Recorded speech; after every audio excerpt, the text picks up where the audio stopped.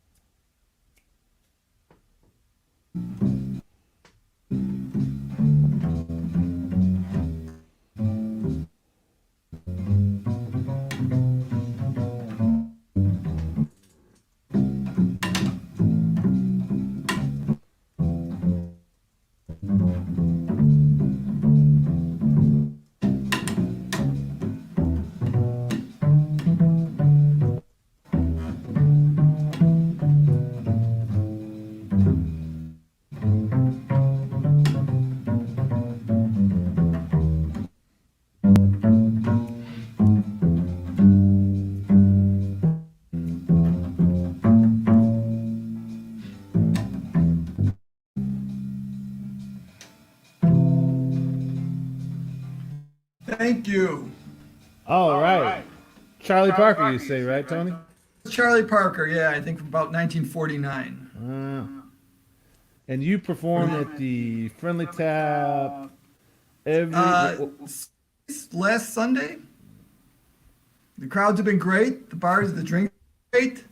It's can't wait to get back. Sorry, my phone was dinging over. Very unprofessional. Yeah. Silence all cell phones and pagers, people. At least it was in key and it was on rhythm, so... Yeah, thank you. Well, thanks for joining us, Tony. Hopefully when things go back to normal, we will all be coming out to the Friendly Tap to see you every last Sunday. I think it might be switching to last Mondays. Okay, in well, a couple months. It's our pleasure. But once a month at the Friendly Tap, Tony Morrison Quartet. Thank you. And yeah, thank you. Have a great... All right. So that was Tony Morrison, and what a treat. He's a great guy.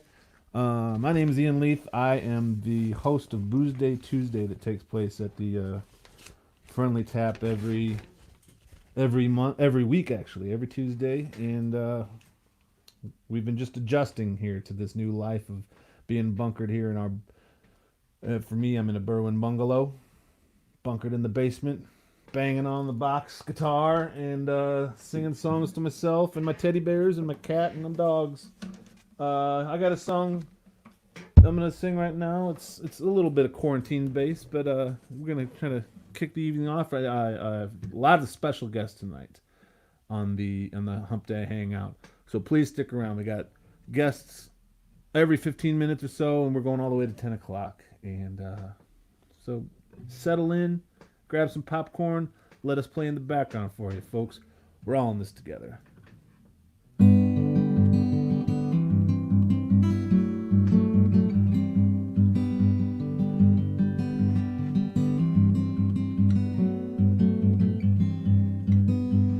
coyote wandered down Michigan Ave on a quiet Tuesday evening. He said to the pigeon, "Are they all taking naps?" The bird shrugged in half agreement, and in their amazement they lost track of time. Together they took in the scene, till the bird saw the turn in the coyote's eye. It was business as usual again.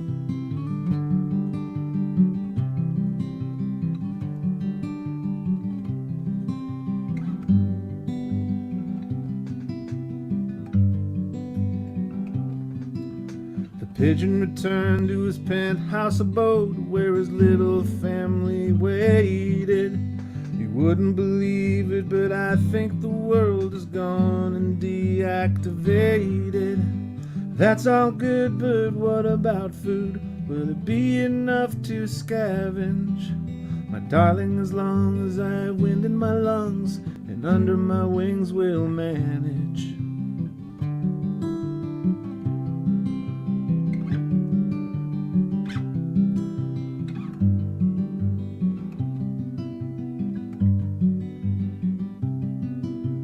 Morning dove flying above on a beam of full pink moonlight caught the eye of the grounded man who felt it just didn't look right.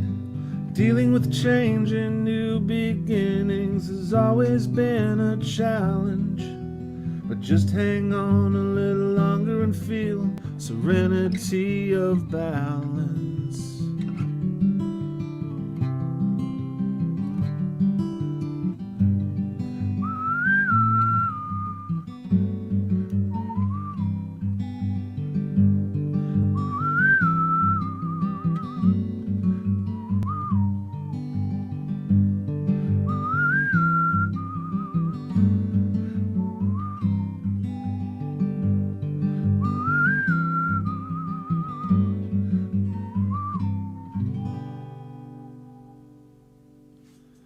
That's a new part of a new tune that I wrote. I get so much inspiration from the community musicians that I live around and amongst, and some of the only thing better than playing music for people is playing with people, and I really miss that right now. So this is the next best thing, is to invite all my friends to come in one place, even if it's in a virtual space. It feels pretty real right now. And I think our first guest we're going to have tonight is Mr. Terry White. Terry, reporting from Parts Unknown. Here he is. Hey. How you doing, man? I'm doing good. Well, all things considered, pretty good. All things considered. I'm all right. Hey, that was some fancy whistling, man. That was fantastic. Thank you. Yeah, I didn't have any crackers today, so it came out nice and smooth. My wife was walking around and she heard the whistle. She goes, "Is that him whistling?" I said, "Yeah." So I have a fun question to ask everybody. I think tonight it would be just to get a little insight on everybody. I just thought of this. What was your first job, Terry? My first, the paper route was my first job. Oh, that counts. That's a job. Yeah. I delivered papers around my neighborhood, starting at, I think, 7th, 8th grade. On a bike or on foot? No, it was on foot. I had a big cart, and we delivered the Tribune and the Sun-Times, and it was about all down Clinton and Kenilworth here in South Oak Park, from 800 Clinton up to Madison. So from the highway to Madison, up Clinton and Kenilworth. There was a lot. In those days, in the 70s, everybody got a paper. So there was a lot of... Took a long time. Was the Sunday paper like the big dogs like it is today? That was a tough one.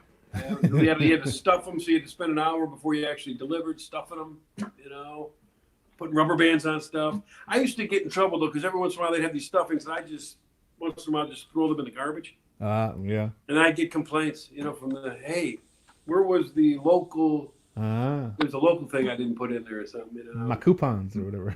Or the local... special direct mailers kind of thing. Yes. So did the paper boys all meet up at one place before going out on the shifts? Well, that's smoking cigarettes. I had a partner actually that we used to come to my house in the morning, first thing in the morning. His name is Hugh John Flannery, and he used to come to my house in the morning, and we'd have some breakfast, eat some cereal at my house. My mom always had a lot of boxes of cereal. And so we'd have some Cocoa Puffs or some Fruit Loops and then hit it. And it was great. We usually, we'd knock it out together. It was a lot more fun with him, but we'd end up getting in fights about stupid stuff half the time. So Yeah. How old were you? When was this? And that, I was 7, so what is that? I was about 13 years old, 12, 13, 14, somewhere in there. Oh, yeah. Do you remember what the first thing you bought with that paper route money? I used to buy a lot of candy in the candy machine that was on the way to school. There was a candy machine in the laundromat, right on the way to school. So that was it. That was frivolous.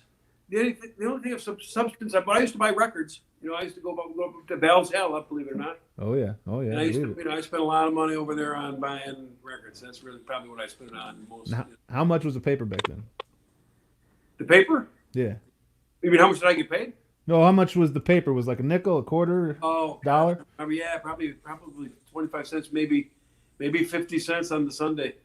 Were they prepaid accounts where you just had to drop it off, or where you had to collect? Yeah, we had a whole list of people that already got them. So I didn't have to collect, which was nice because there were other routes you had to collect the money. Yeah. So we didn't do that, but you had to go every year. You'd go out at Christmas time and try and get a tip. So you'd go give everybody a Christmas card. Oh, nice. No, It's not that different today. I think if I remember correctly, I used to get a Christmas card from my paper. It was like a family that delivers them now. It was a whole family of people so we used to. Yeah, it's funny. We get the pay. We moved into our house in Berwyn, and we just sort of inherited some account. We don't pay for it, but we always get a paper on Sunday mornings. And I feel bad because we're getting a free paper, and most of it's junk anyways. Most of it's ads and news that. Yeah, I missed it. We got it up until we moved. Now I'm in an apartment right now. Me and Kylie moved to this apartment, and when we moved here from our house in Clinton, we stopped getting the paper, and I miss it. I liked having the paper, especially the Sunday paper, especially. Oh, I used to love the Sunday funnies. I used to. Did you? I used to read like Prince Valiant and Did you ever Calvin and Hobbes. You might be too young to remember Silly Putty. Do you remember Silly Putty? Yeah, of course. Used to transfer the comics. Yeah. If you put those on the comics, you could take them off, right? You remember that you'd have this. The comic would appear on the Silly Putty if you put it down there and peeled it off. Take the ink off. It was nice. While we have a couple minutes, I forgot. I'm going to bring Tony back in. What was your first job, Tony? I think it was statue at a department store. Or mannequin, because he's... I don't know if you can hear us. I don't know. Tony? Can you hear us, Tony? We'll get back to Tony. Man, that was... I forgot to ask Tony what his first job was. We'll try to circle. What was your first job? Oh, my first job. Yeah. I think I had a similar to paper route. I passed out flyers for a politician. That was the first thing I remember getting paid for as a kid. I remember I was I think 10 or 11, and my friend's uncle was running for some city position. I didn't, city clerk, city treasurer, whatever. And we were paid to hand out flyers on all the cars. And that was the first thing I remember getting paid for. I remember my first paycheck was busboy at a Greek restaurant that my mom worked at. All right, yeah. We all done some restaurant work. If you haven't done some restaurant work, you're really missing out on a true life experience. Oh yeah. More water? I was just pouring water for everybody. I don't think I was, I might have been of legal age to work, but I remember. Well, do you remember if your buddy's dad got elected? I don't even remember that. I don't think he did. But I was 11 years old. I was just money. I think we bought water guns. That was the summer of water guns. Go. We wanted to get those pump up zappers that it'll put a hole through drywall if you pump it up. Yeah, those are good. But the super soakers, that's what it is. I remember we had the summer of super soakers. I think we saved up for that. Water guns and balloons and. I don't think they had the super soaker when I was a kid. I think that was something that came a little. That was a mid '80s thing. They were very neon. I remember. I feel like that was a mid '80s. Yeah. I was 11 years old in '87 or '88, so I think that's when I came around. Wow. That's young. They're still fun too. I mean, now they have like where you can just load up the back cannons and you could probably shoot 2 city blocks with these things now. Yeah, kids don't know what it was like in the old days. Those little guys that you had to hold under the Yeah, that's cap what we and the little plugs, and then it's like goosh, goosh. And a gun worked for like one or two Phillips, and then if something busted on it, inevitably. Yeah. Oh yeah. Oh, yeah. Well, my next door neighbors, we used to play, cowboys and Indians still back in those cops and robbers, and I had these neon things. My next door neighbor, they were this was in Southern Illinois. They were very rural. They had guns, and they used to let the kid play with like the cap guns. Remember the old cap guns? Sure. And they look pretty real by modern standards. They looked a little like Gene Autry's Colt 45s and stuff, but they'd be playing with these real guns, and I had my water gun, and it was like not. I always felt like I was missing out. But. So Southern Illinois, was that towards St. Louis, Southern Illinois?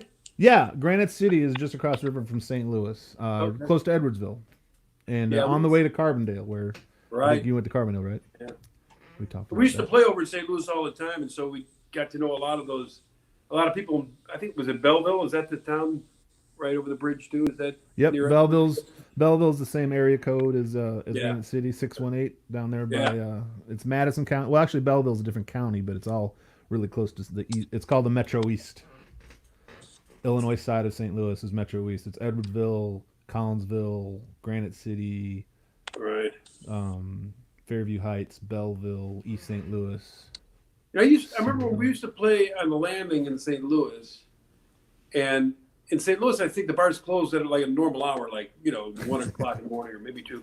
Yeah. And you had to cross the river to get into Illinois to go to there was these crazy dance clubs. Oh yeah. Right over the river. Does that ring any bells? Oh yeah. There was a town called Sauget, Illinois. Okay. And that's directly across from from St. Louis proper, and it's basically a town that has a chemical factory, 2 nightclubs, a strip club, and a 24-hour off-track betting facility. And a 24-hour bar, and that's it. That's the only thing in the city. It's called Sauget, and it's still legendary. It's still this quarantine has probably led to the first closing of that bar in 30 years. Yeah, so I remember that. That was the place. That was the Pops Saloon. It's called Pops. That was it. That's where we went. Pops rocks 24/7. Yeah. You want to play a song, Terry? Yeah, sure. I'm ready to do a song. All right. Ladies and gentlemen, Terry White. This song is going to be called, and I got a new record coming on. It's all done. I just got the masters back, as a matter of fact. Yeah. Hey. I don't know. Too bad it's a coronavirus here.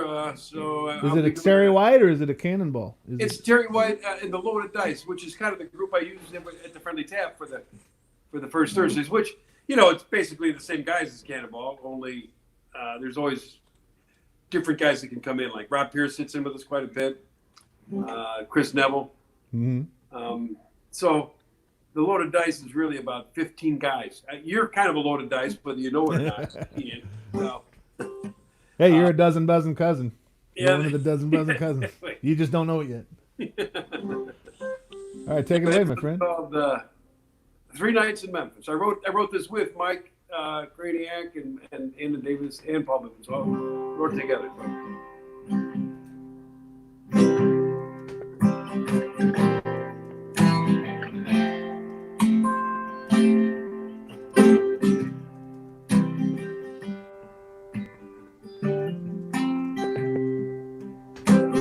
I get back to Springfield, I'm gonna take your hand. When I get back to Springfield, I'll make you understand. Well, there's a fading apparition, a dancing and spilling her drink. 3 more nights in Memphis, and I'll pledge what's left of me.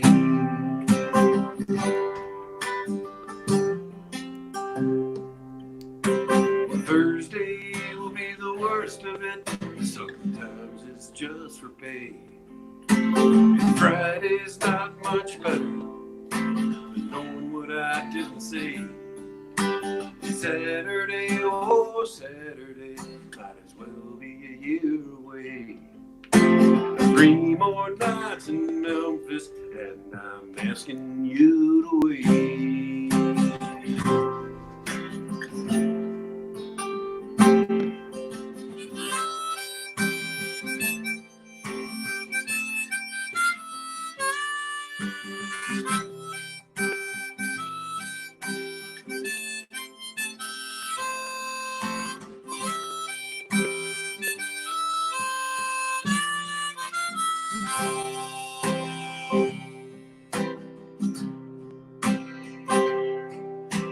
Sell out down the street tonight, and I'm always wrong place, right time. I'm hoping it catches up to me. I wanna give you everything, but all I got includes part of you, and you're not mine to share. 3 more nights in Memphis, and I'm hoping you're still there.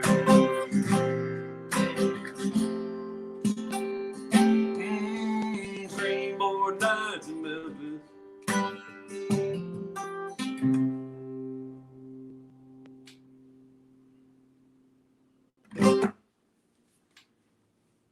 Beautiful, beautiful, beautiful. Well, thank you. You been to Memphis? Yeah. In fact, that was somewhat of a true story. Yeah. We played in Memphis, and it was at the end of a very long, about a 3-week tour for the band I was in. And when I left for that tour, the girl I was dating at the time said, "Hey, listen, when you come home, don't come back here. You're done." Oh. So So you were homeless, kind of. at the end of this tour, I was thinking, I'm going to go back and give it one more shot. I'm going to go back and give one more shot. So that was what it's based on. Was this the Modern Day Saints Yes, it was. that you were touring? Yeah. It just happened to come out with a new 10. Was it a? Would they call it a 10-inch? What would you call the? Oh, little, well, no, it's a single. It's an old-fashioned 45. Yeah, 45. Which was I missed the big party at the Friendly Tap, but I heard it was a good time. Oh, it was a lot of fun. Yeah, it was a good time. A lot of people we hadn't seen in a long, long time came out. So we don't get together with Phil. Like, of course, Rob Pierce is the drummer in that band. Yep.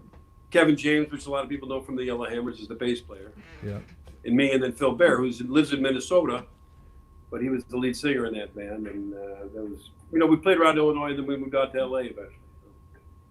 Would you venture to say that the single that you guys put out is the last known appearance of Billy Preston?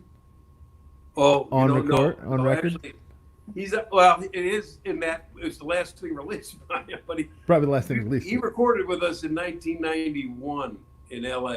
Yes. And so when we re-recorded the song that we did, we never released that song. It was Right. it had problems. The song was good. We just didn't have a very good recording. So we re-recorded, and we took the track that was on the 24-track machine. The guys that were producing us happened to be producing Billy Preston's record at the time. So we needed a keyboard player for this song, and they said, "Hey, Billy will do it." And I was like, "Oh, yeah, Holy shit. Yes. So he came in and played, and so we still had the 24-track tapes to this day. So we lifted John Smith. Everybody knows John Smith from The Wire, and he's a recording engineer and producer. He lifted the track from the Billy Preston's tape and moved it over and synced it up and put it in key with what we were doing. It was great. So important clarification, not the last recording of Billy Preston, but maybe the last release so The far. last new release. It's an known original release. There may be some more stuff buried somewhere in the archives. Yeah. But that's pretty cool. That's a good association there. Yeah. You got another song for us, Terry? Yeah, sure. All right. Here's another one that's going to be on the new record. This one's called "Everything Is in Motion."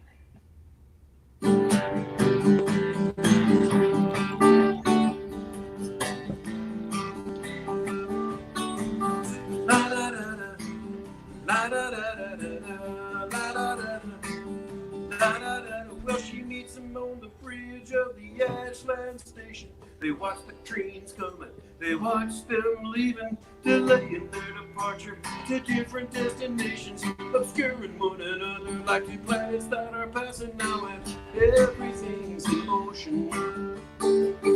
Mixed signals and mixed emotions now.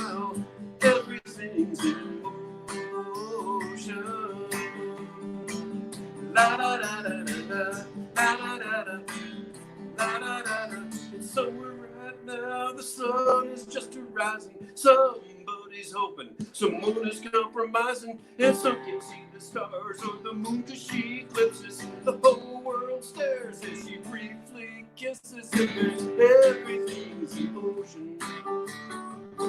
Mixed signals and mixed emotions now. Everything's emotion.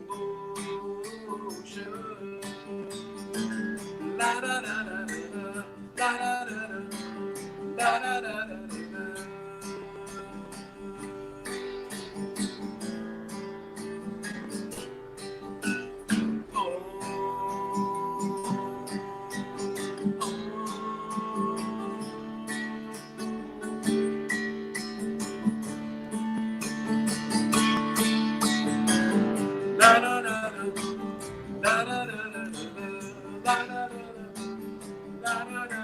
And from this bridge he is flying and he's falling, falling even further than the depths from where he started.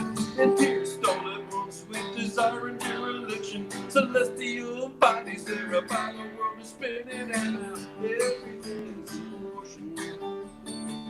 Mixed signals and mixed emotions now. Everything's emotion.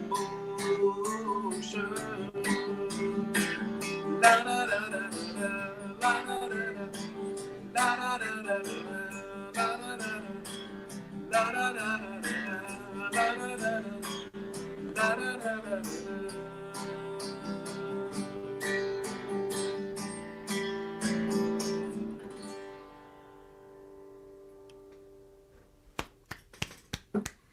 Mr. Terry White. Thank you, Ian. Thank you very much for joining us. If you want to stick around just for a second, I'm going to bring in our next guest. I don't know if you know who he is, but he is Mr. Daniel Ray. Oh, Hello, Daniel. he's muted. Let's unmute him. Oh, There you go. I didn't want to be making noise before it was my time. oh, well, time to make some noise. Cheers, boys. Cheers. Terry, Daniel, are you guys familiar? I know of Mr. White. Just seeing the name around. I think I've bumped into him once or twice. Yep, and I recognize you. Cheers. What was You're your very first? recognizable. You see you once, you don't forget. Yeah, I think it's the hat. What was your first job, Daniel? I was a paper boy, a paper slinger, just like Terry. That was my first gig. I was 11 years old, I think, and went from that to mowing lawns. About a week-long gig at Mickey D's. Couldn't tolerate that much, and then off into the world of landscaping, and then working in a restaurant. So I think it's that kind of traditional upbringing you have as a kid growing up. So, But in the I don't Midwest. think that job even exists anymore, Paperboy. Probably not. Or Yeah. or it's now paper adult because somebody has to drive around and throw it out the window or Yeah. makes the rounds like that. It's not just a kid on a bike anymore. Plus, No, heck, not anymore. I think in Oak Park you can't even send an 11-year-old to the store on his own anymore, right? I was gonna say I was buying cigarettes when I was 11, so it's the world times are changing. That's They're for for sure. grandma, I swear. That's what we always say. They're like, you'd have a whole bunch of coins. You're like, and there's like 10 kids outside waiting for you to get back, and then you're all just like handing them out. So, good, the good old days. Yeah. Well, hey, that's a fancy resonator you got there, Daniel. What's the story with that? You know what? It's part of like the new line of Gretsch guitars. So, not too fancy in terms of what's out there, like the Nationals and some of the Beards and stuff like that. But it was sort of my first foray into a resonator. I just said wanted to see how it sounded, and for me it sounded great. So I'm sort of fallen in love with it and been writing a lot of music on it. So Very cool, very cool. My friend Josh, who I used to make pizzas with, I'm questioning him. He says his first job was a sorter at a trucking company in Madison, Illinois, Atlanta. Was that before making pizzas with me, Josh? Because that seems like a better job than slinging dough. I love this. This is awesome. I can bring people in, bring people out. yeah, absolutely, man. Very cool. Well, Thank you for putting this on, Ian. This Yeah, is thank you. totally cool. The labor of love, fellas. And I've got, we can do this all while drinking some fantastic beers. I got a Lagunitas bomber right now. Cheers. There you go. Cheers, gentlemen. Well, Terry, thanks for joining us and playing some music. I'm going to get the stage to Daniel right now, and I hope you'll stick Right. around and watch the show. We got you on the TV. I'm going to sit with my wife on the couch. We got it on the big screen. So. All Nice. right. Cheers. Wednesday is locked. Cheers, guys. All right. Take care, Terry. Thanks, Terry. All right, Daniel.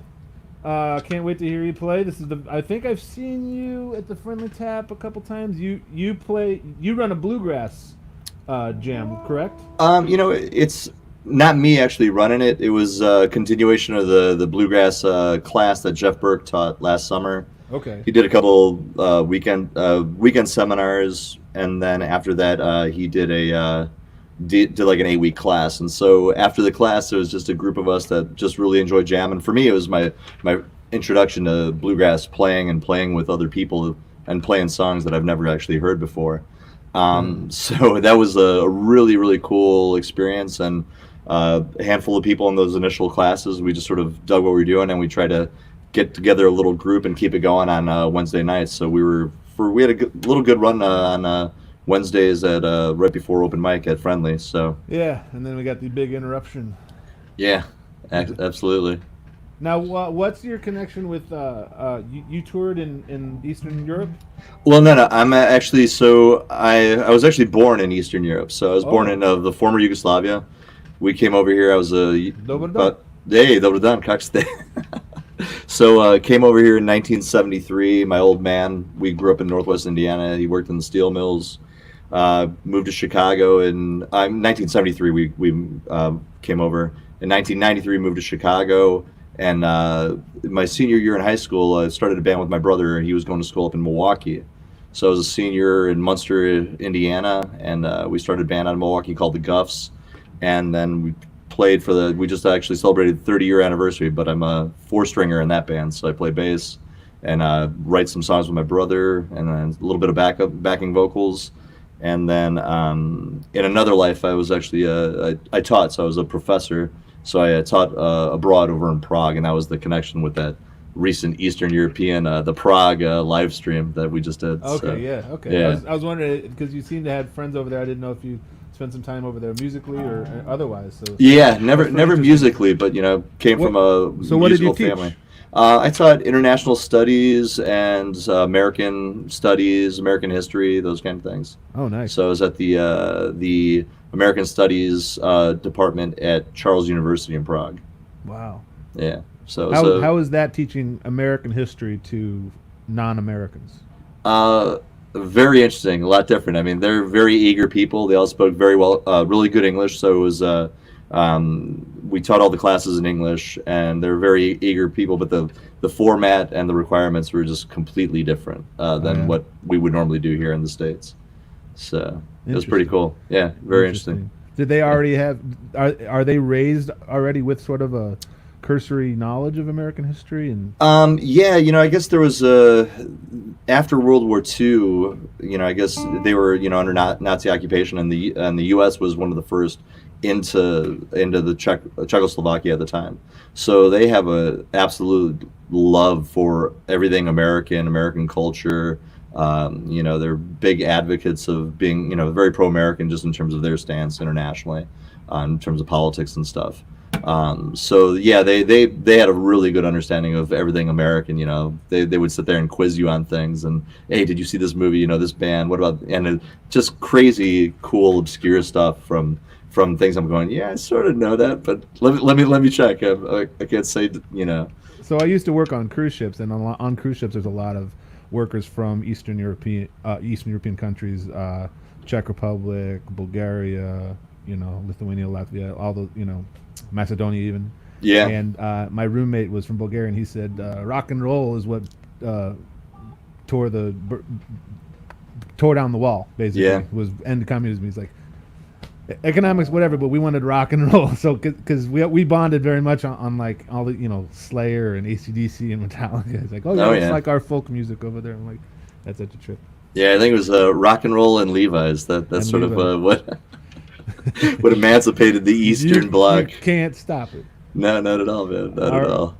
Well, let's hear some music, Mr. Daniel Ray. All right, cool. This is a song called Hell and Back Again. All right. I've been to hell and back again, looking for my lover and long lost friend. Met their end a bit too soon.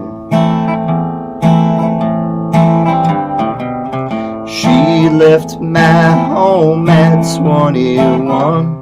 She ran away with a poor man's son on a Sunday afternoon. And I know that you've been wrong, but no one should treat someone like no one like you do. She was my love, he was my best friend. But broken hearts don't ever mend. Now there's only one thing left to do. She broke my heart, he stole my girl, and on a whim they destroyed my world. So I shot 'em down, Lord, it's true. And I know that you've been wrong, but no one should treat someone like no one like you do.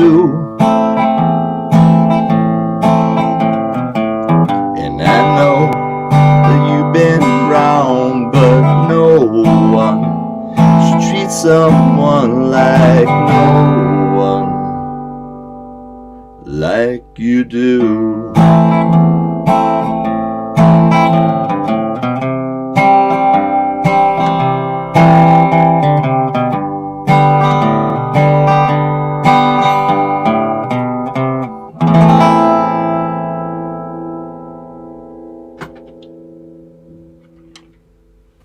Bravo, bravo. Thank you very much, sir. Gothic feel to that one. Yeah, it's sort of the space I've been occupying and traveling through lately. Yeah, I feel like have you been writing a lot in this sort of timeout we've all taken? Yeah, you know what? Actually, I have been, not as much as, the last year and a half. So I just, for me as a solo artist, I just started as a singer, writer, solo artist, playing on my own, singing on my own about a little bit over a year and a half ago. And I sort of realized I was starting to write up this just body of songs that started to sound similar, and that's sort of what I'm playing now for you.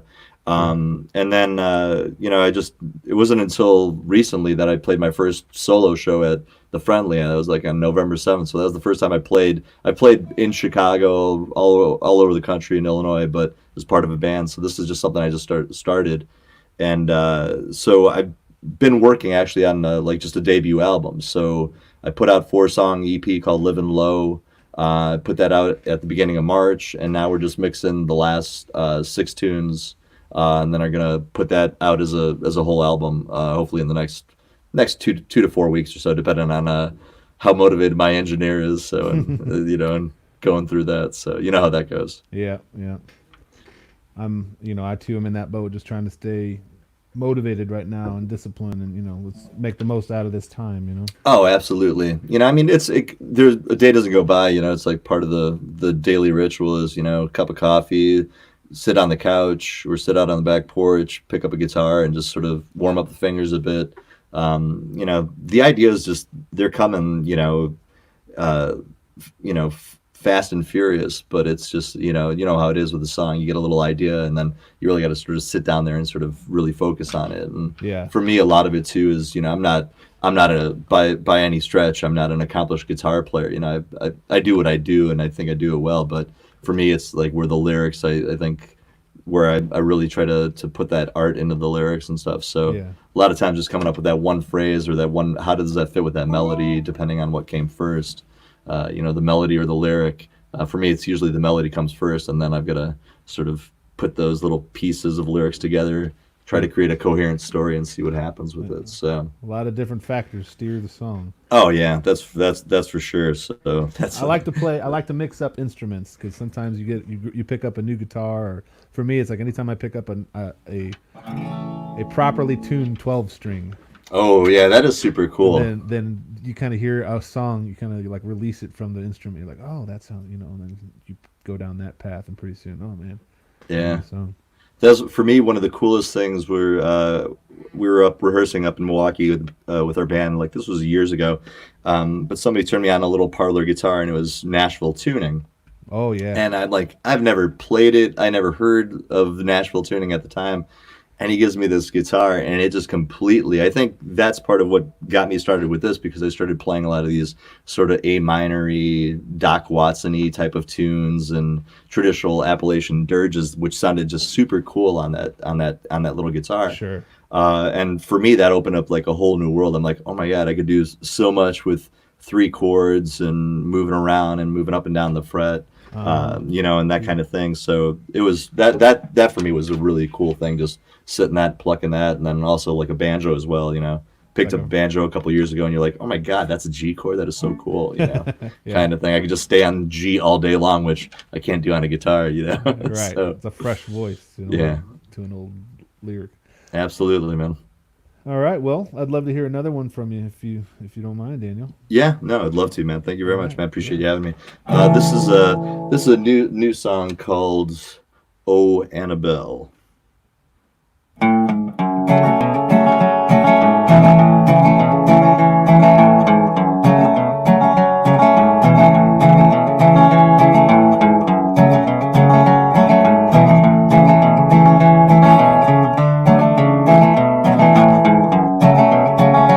It was 2 a.m. in the pale moonlight when old man Jones came home drunk, just itching for a fight.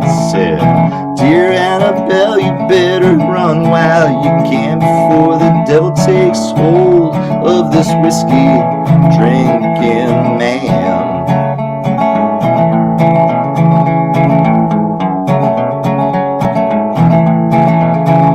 So he raised his right hand and she pulled out his old gun, squeezed that trigger 6 times till she's the only one standing in that room, smoking gun in her hands.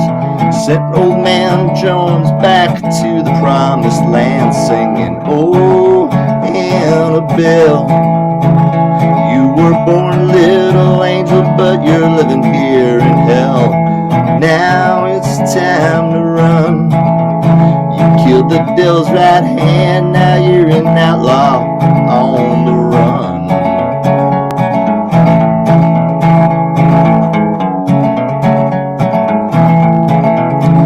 She ran down to the 12th Street food and liquor store, bought a bottle of rye whiskey, settle them nerves a little more. Payphone collect call in a gravel parking lot. Operator, dial this number, please. It's the only one I got.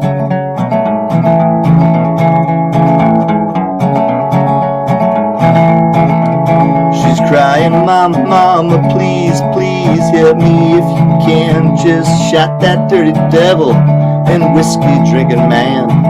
Grab my whole guitar and a 6-shooter gun. I'm on Camino Real, headed southbound 101, singing, "Oh Annabelle, you were born a little angel, but you're living here in hell.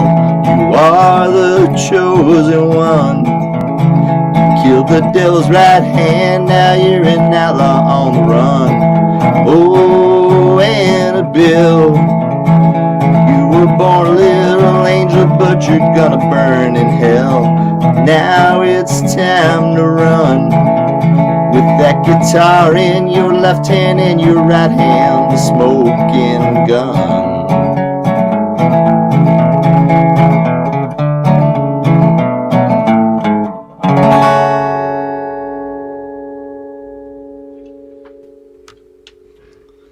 I like that outlaw vibe. Yeah, it sort of gets in your head and you just can't get it out of it. So plus I was always like Johnny Cash, the little chuckas, Yeah, So it's got that train rhythm. yeah, it's like once the train gets rolling, it's hard to get off. So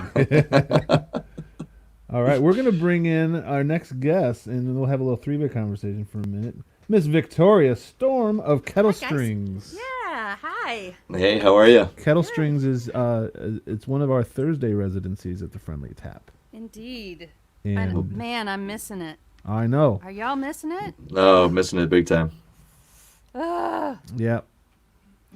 It's just Yeah. not the same right now, but it's doing the just best we not. can, right? Exactly, exactly. And We don't wanna rush it. That's okay, right? Yes, I mean, yes. it's okay. It's okay. It's a wonderful luxury that we all get to be together in that kind of environment and have a great time And give us a new appreciation Yeah. once we're able to get back out there. we're gonna get back there and we're gonna our heads are gonna pop off. We're just gonna walk and be like, I know. yay, you know. Well, hopefully, I think a lot of people will be itching to see some live music. So we're gonna see Yeah. those thin crowds on a Monday, Tuesday, Wednesday. It's like people are gonna be. It's gonna be belly up to the bar, thick as ticks. Probably, I would guess. So what was your Yeah. first job, Victoria? Well, I was definitely a pizza person, Oh yeah. and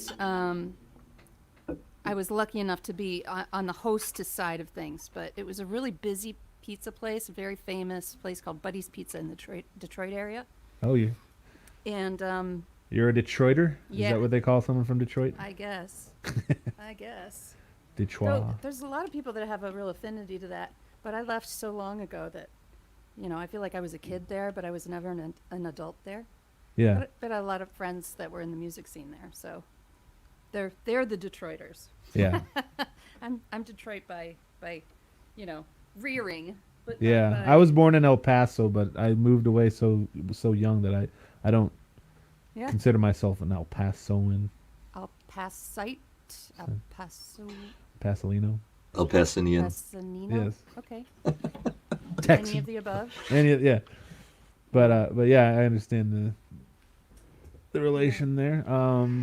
Daniel, I like yeah, the and vibe one- you've got back there.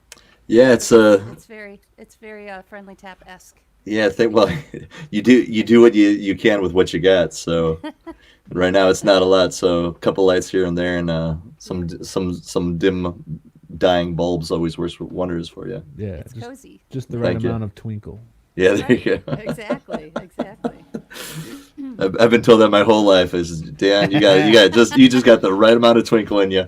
I'm like, well, There thank you, go. thank you That kindly. works. I like it. So sounds like a new song. I think I'll be working on There you during the go. rest of the stream. All So right. Twinkle, sprinkle, tinkle. Trying to think of rhymes. Dinkles, Yeah. Dinkles Bakery. Dinkle. Tinkles. All right. Well, Daniel, thank you very much for joining us and playing some tunes. We're gonna listen to some beautiful music from Victoria now. fantastic. Thank you for having me and appreciate it. Pleasure meeting you, Victoria. Nice Take to care, meet you too. and we'll see you later, Ian. Yeah. See All ya. right. Bye bye.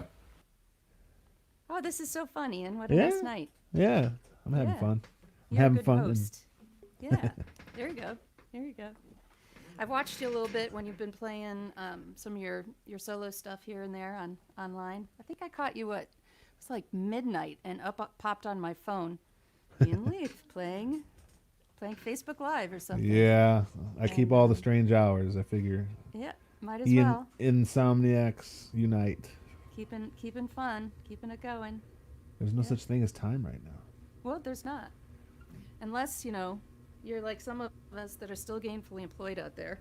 Yes, my wife is uh, still working, so I don't rub it in her face, and not even like rubbing it in her face. Yeah, lucky me, I'm out of work, but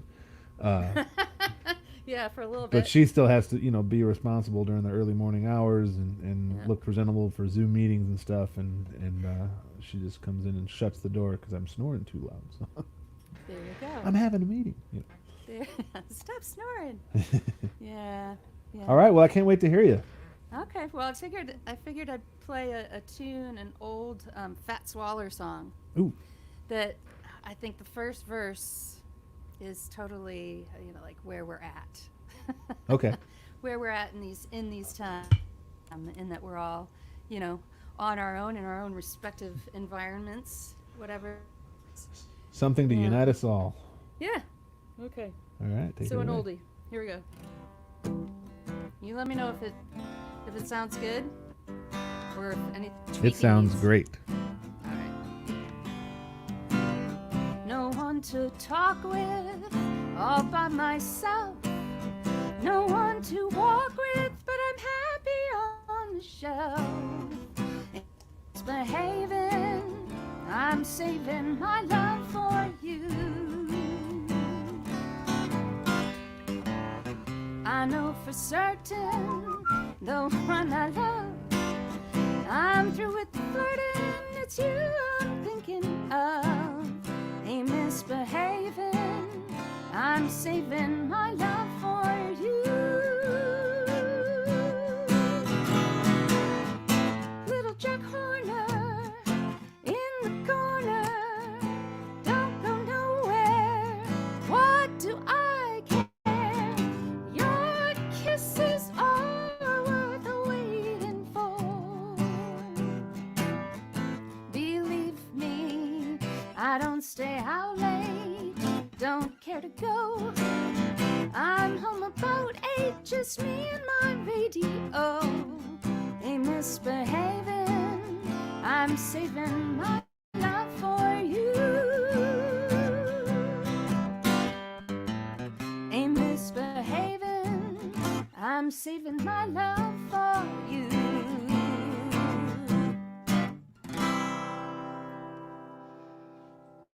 Misbehaving, I'm just hanging out here playing music all by my lonesome.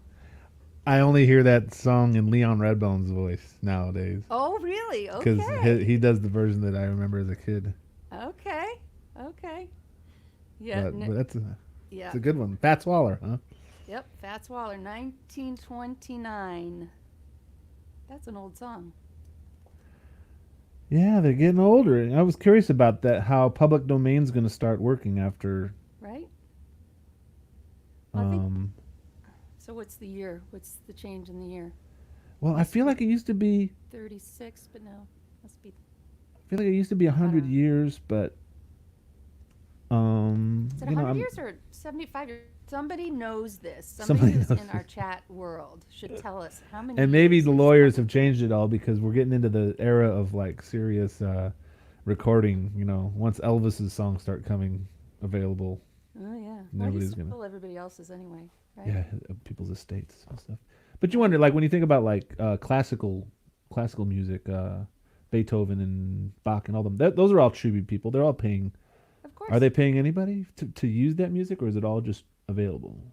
I don't know. Okay, so my classical music friends that may or may not be on the chat here can give us a little, Edward Malone business says 75, advice. and he said it really fast with certainty, so he might be. Ed Malone plays keyboards in kettle strings. Oh, Yeah. Hi, Ed.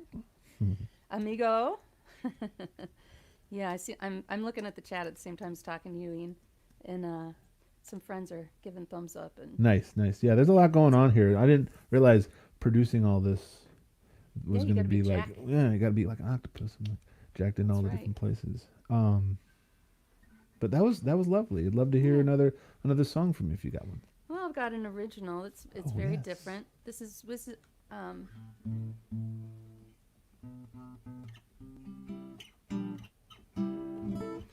this is a song actually that has no chorus, no bridge, no nothing.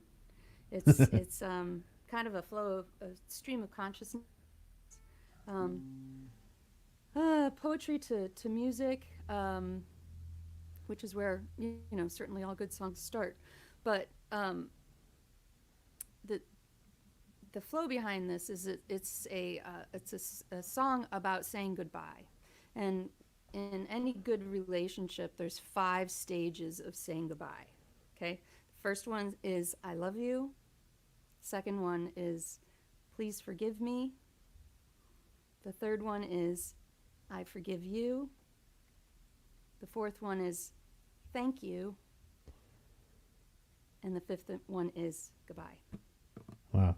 Right? Isn't that cool? Heavy. So, I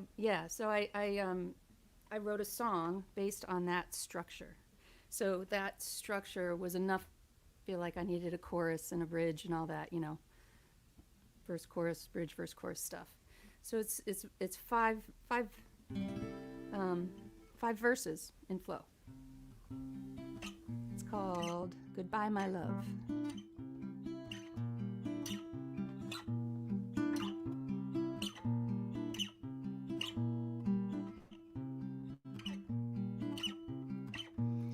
can see it in your eyes when you smile so bright. A dance that flits around like sunshine and light. It's not so often you show me the side, but when you do, it's like moonlight. And I love you. I love you.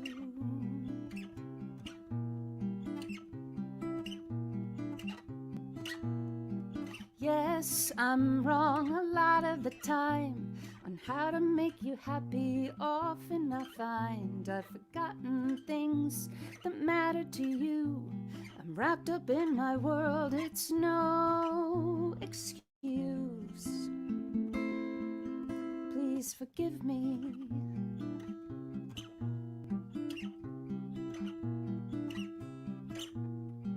You can be so cold, sometimes even mean. Let me down and you don't see. It's an impulse, a reflexive move. I see that well-worn groove. But I forgive you.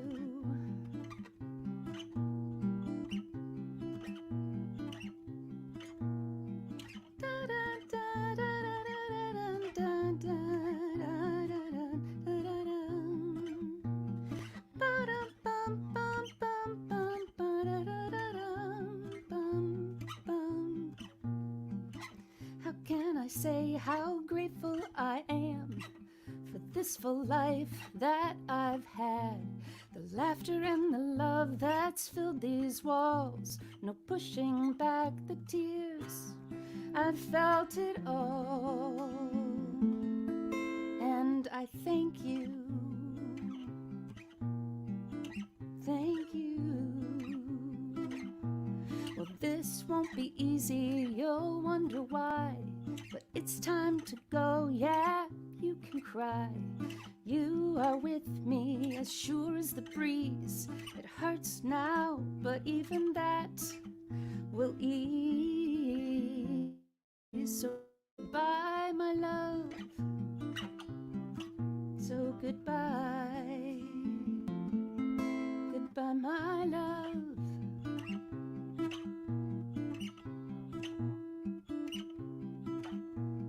Bye, bye, love. Bye, bye, happiness. Hello, loneliness. I think I'm gonna cry. I think I'm gonna cry. I think I'm gonna cry. Nice little nod to the Everleys there. Yeah. That was great. Yeah, thank you. I like the sort of almost. It sounded like with the dun, dun, ba-da-dun, dun, that little back and forth there. A little who is Broadway. that? George City Benson. lights on Oh, that's right. on Broadway. I played this song with a violinist friend of mine, with Katie Bender in my trio, and so I had trio, and she invariably slips into that George Benson tune all the time when we're sort of warming up with it, and she's like, I can't help it, it's just there.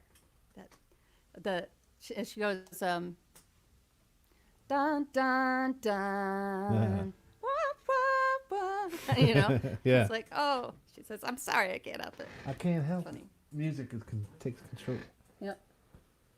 Well, thank you for joining. I hope you stick around just for a minute while we bring in. I see them, but I don't see Jody. I do see Jody now, and we're gonna bring in. Hey, there's Jody. Oh, there! Hi. Guys. Hi, Victoria. Hi. So it's Jody and Jody and Dave were the first ones to invite us to the Friendly Tap. Thank you. Oh, That my was gosh. We were so thrilled to do it. Yeah, it's great to see you again. It's good to see you, too. Hi, Ian. Hi, Jody. How are you? Hi, Tessie and Janie back there. I see ya. Look at you guys. It's a family show. I love Awesome. this. I love this. So, Yeah, Jody, what was your first job? My first job ever was babysitting. That was my first job. Do you I was remember, full qualified because I have 8 brothers and sisters. So, are you what's your order? What order are you in? I'm number 5. Oh, so you had to babysit some of the youngers? Some of the younger ones, and then, for pay within the neighborhood. Yeah, that Do was you, mine. do What about remember- you? What was your first? My first job, I had a couple. I can't remember what was first. I remember a couple of things that I did. It was, of course, cutting grass, and then I hung political flyers for my friend's uncle who was running for office in our town. I would walk around, and I remember getting paid for that. But I think my first paycheck was from being a busboy at a Greek restaurant that my mom had friends that worked. That's cool. I waited tables too. That was always good money. How about you, Victoria? What was your first job? Mine was definitely babysitting and then working at a pizza place.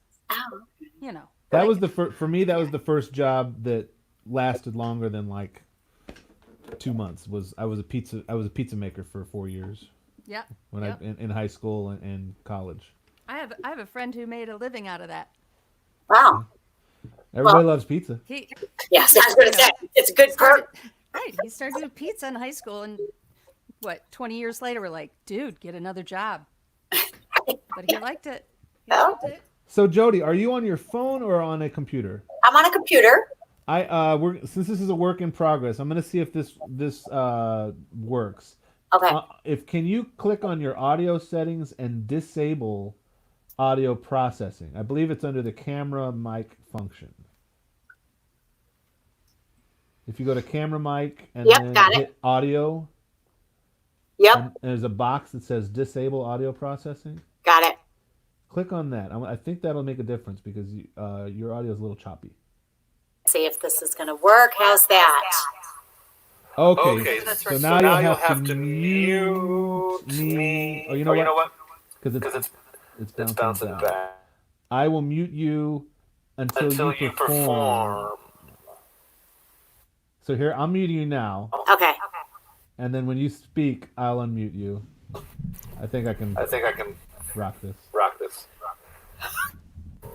Sorry. It's all new to me. All new. Hey, we're working this out. All right. So, Victoria left. But I wanted to say thanks to. Oh, she's coming back. Yeah, I'm running out of power, so. Oh, gotta juice up. Oh, now my dogs are going crazy. Woo-ah! Here's This you is say the hi to mine. This is the psychedelic portion of the show. Hey, it's Tuesday. On a Wednesday. Well, do you ladies have a song or two for us? We do. All All right, I'm gonna turn the stage to you guys right now. right. We're going to do Wave. It's so nice to have a string section in my house. Okay, are you ready, guys? 1, 2, ready, go.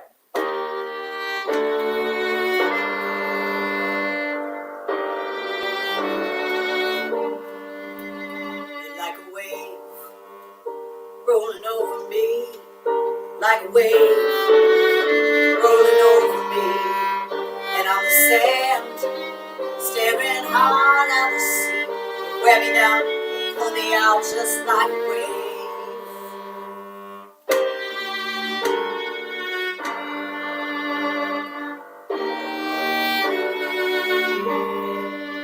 I need a rope. I need to lasso the moon. Give me a rope. I need to lasso the moon. That fixes satellite makes you surge and disappear. I'll kill the moon. I'll kill the moon to stop a wave. It's been 10 hard years since I flew from the coast to the still waters to lose my troubled mind. She jumped in that puddle like a 3-year-old.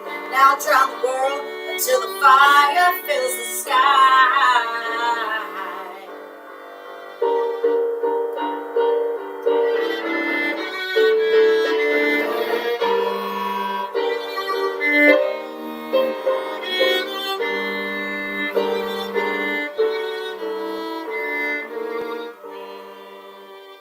Maybe I'm the wave rushing over your life.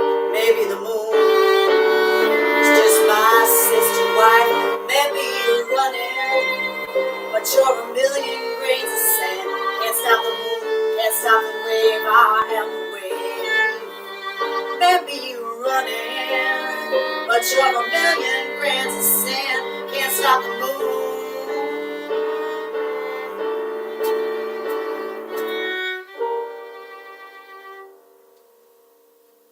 Yeah. Should we just plow through, I guess, to the next one, too? That was gorgeous. Hey, man, thank you! Should we just go on for the second one, or? Yeah, keep it coming. All right, here we go. This one's called Train. All right, you guys ready? 1, 2, 3, 1, 2, 3.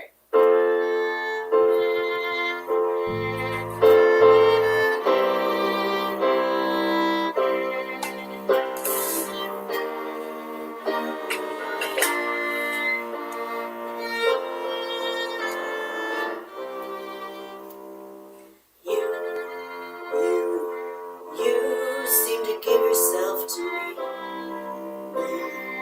me seem to let yourself fall free with a measure of abandon, and I follow in my heart. I pull the world apart, ready new landing.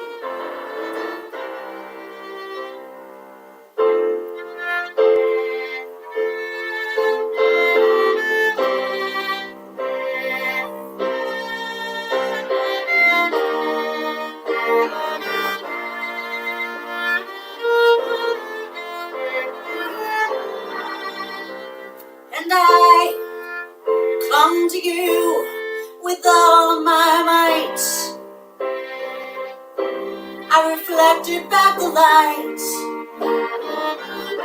so you might see what I see in your face. 'Cause your face is newborn and ancient, steaming and vacant, deeply known. Go to the bridge. I refuse to view you as a postscript, refuse to write you as a footnote, refuse the mirror in your eyes. They keep my wounded heart beating, their laughter stems the bleeding. I find my courage in their cries. Whoa.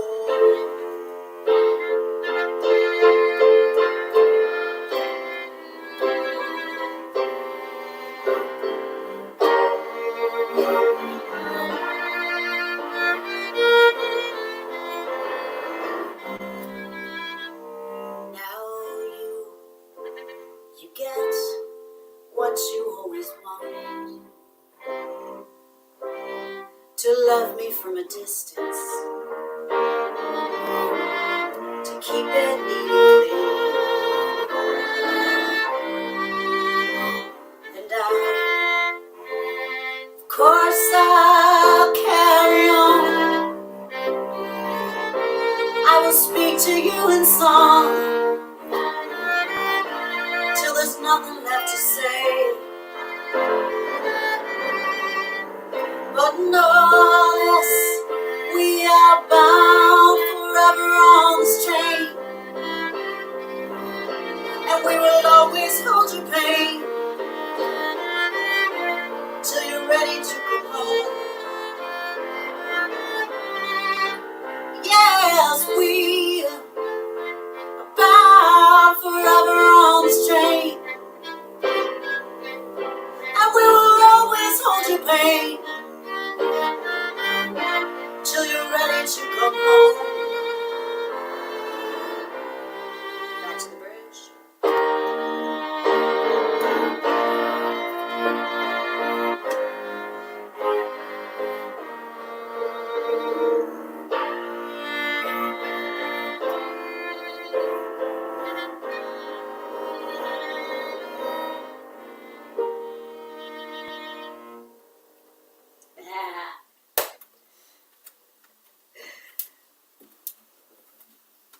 Beautiful. Oh man, thank you so much, Jane Now- Walker, Tessie Walker. Is that your song? That's my song, yeah. Man. See, you're lucky to be quarantined with a little chamber group. You know? I think I know I'm lucky. I'm not sure they feel lucky about that. They're gonna look back at this time and be like, "Wow, could have been worse." It's been amazing. They've been so awesome, and practicing with them has been great. You know, their teacher is Cheryl Tomlin, who's amazing, but I give them a break from her work to practice with me, so it's a little variety. Are you doing any virtual lessons with Cheryl? You Oh guys- yeah, absolutely. Yep. Tessie sees her every Friday for a cello lesson. Yep. And Bevy. And little Bevy, of course. Now, to those who don't know, here I'm gonna do something real fast.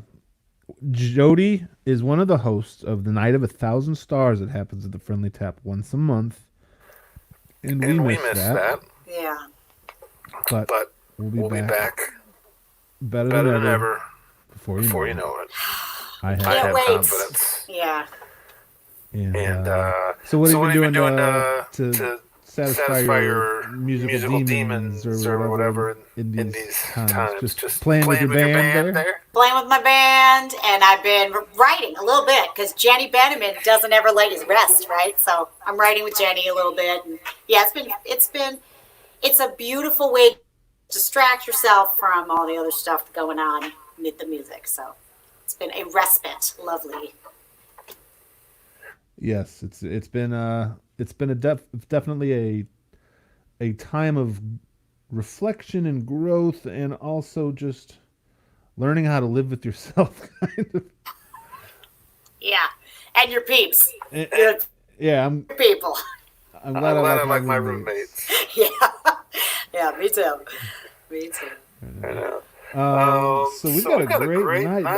We have time for one more from you guys if you'd like. Sure. Okay, we got one more for you. Yeah. Okay. This is written off. I wrote based on Jenny Bienemann haiku, actually. All right, guys. This one. I'll turn up a tiny bit here. The door that was never mine to open closed with a groan and a snap. Finger in the hinge, gambling with my time, waiting for the pleasure in the pinch. Were you the bend in the river, keeping me from home? Were you the pebble in my shoe, keeping me from running? Were you the tree that casts a shadow on a night already steeped in darkness? Already steeped in darkness. Already steeped in darkness.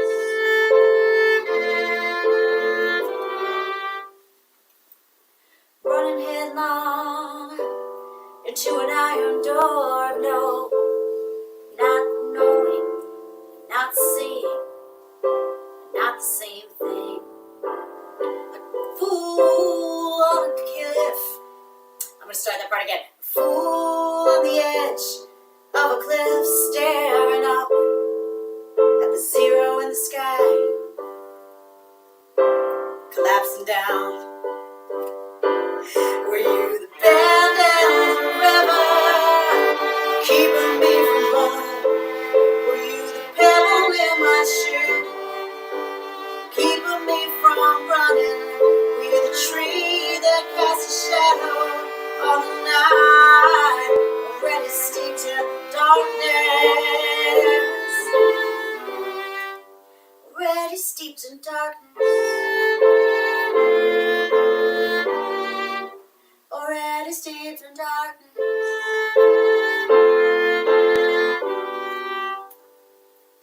Can I turn away from you, from the investment of my heart, aching for eating? Yep.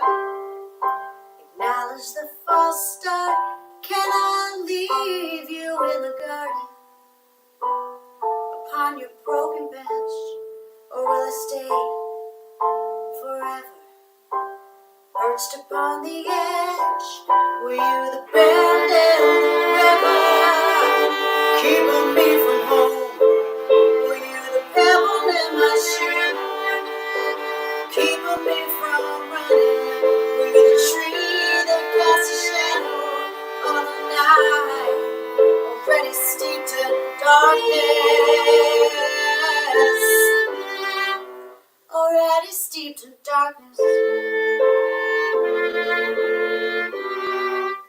Already steeped in darkness.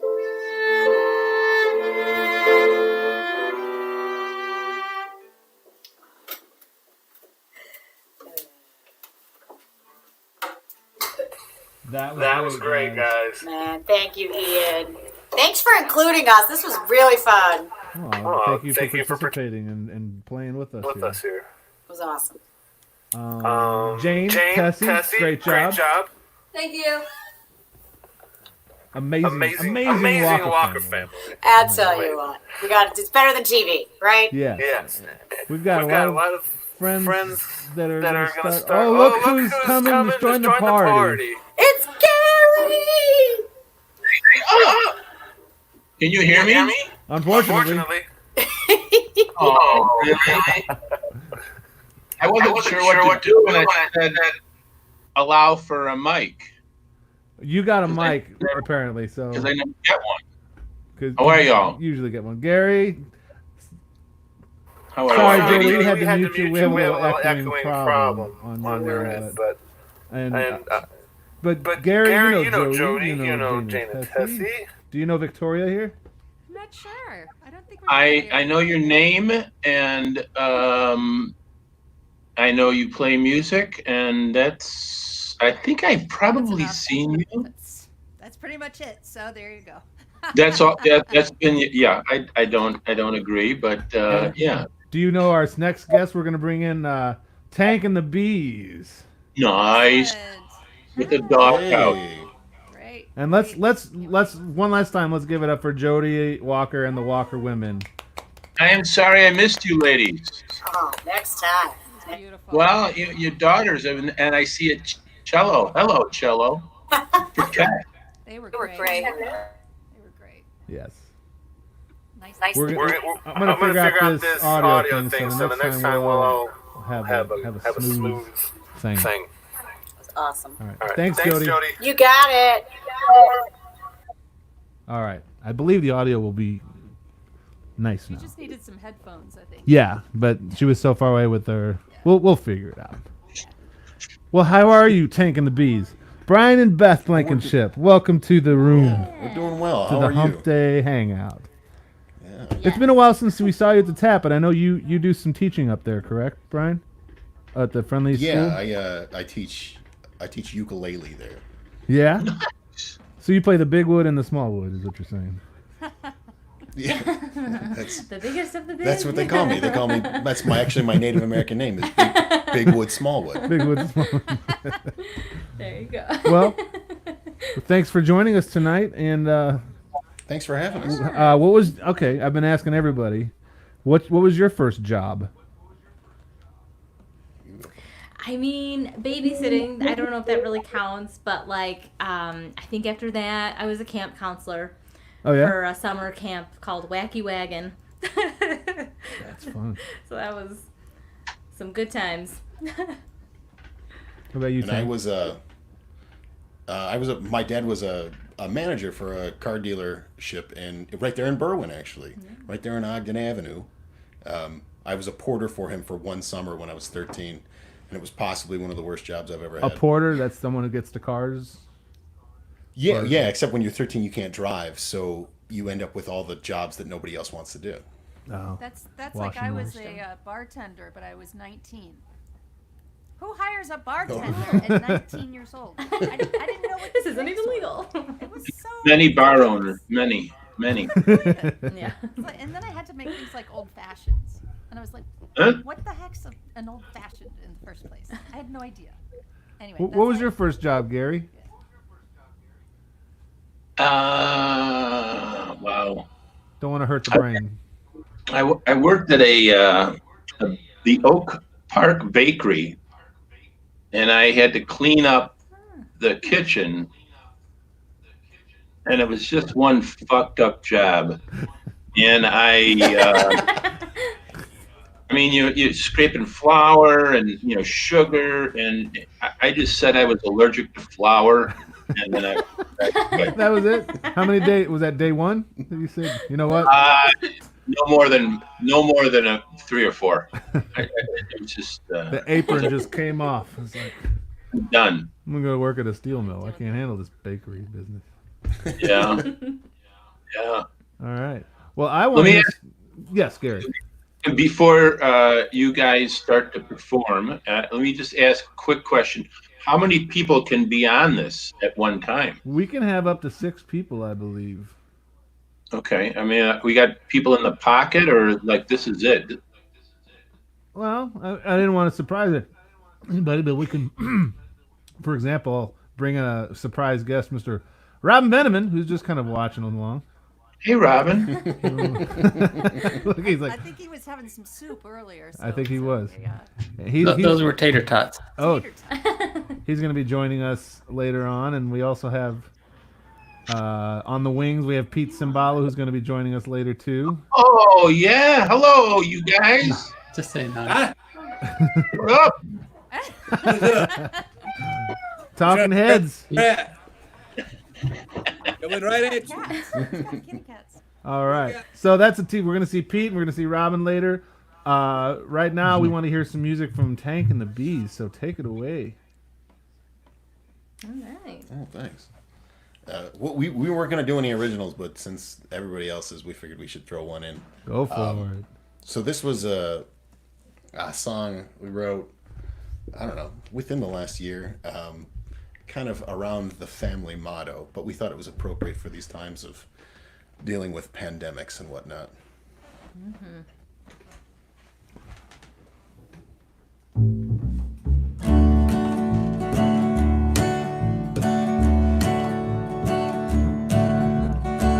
Plan for the worst, hope for the best.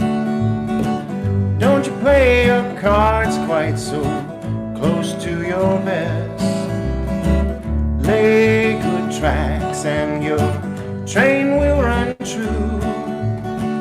Plan for the worst, 'cause it's the best thing you can do. Plan for the worst, and you may be blessed.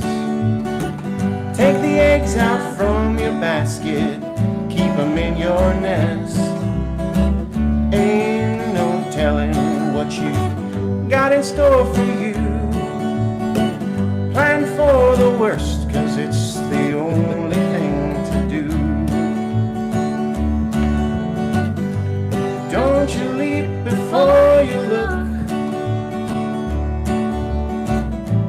Good things come to those who wait. And if I let you off the hook, you might meet a worse fate. Plan for the worst, forget the rest. Instead of wearing it on your sleeve, lock your heart inside your chest. Feeling nothing is better than feeling blue. Plan for the worst, and the worst is what you'll do.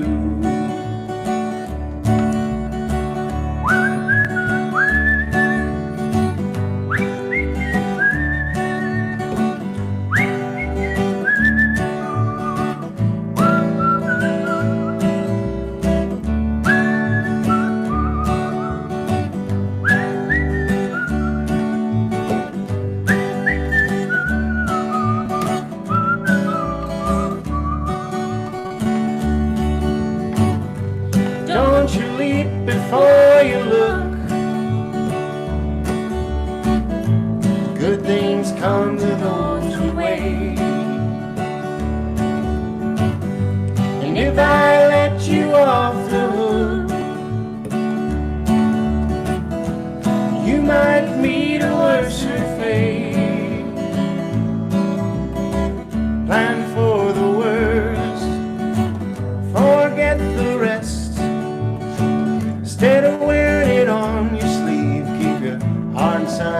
yes.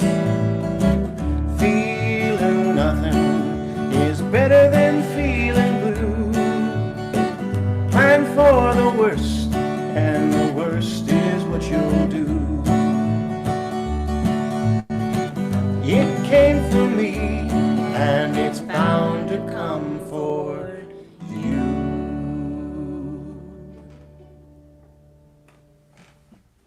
Excellente, you guys. You say you wrote that? Yeah.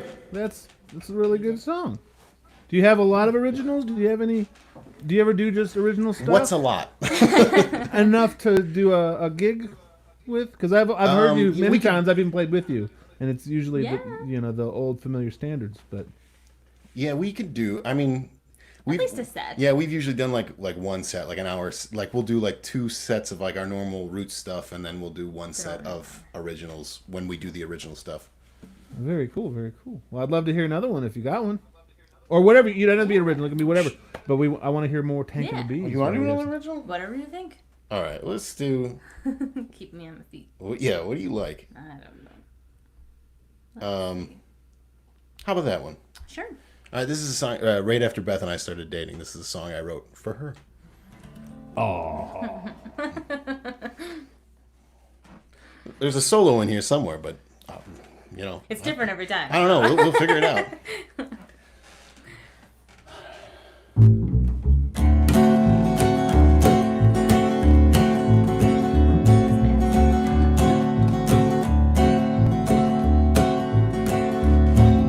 Baby, don't you fool me with your big brown eyes. Don't you fool me with your big brown eyes.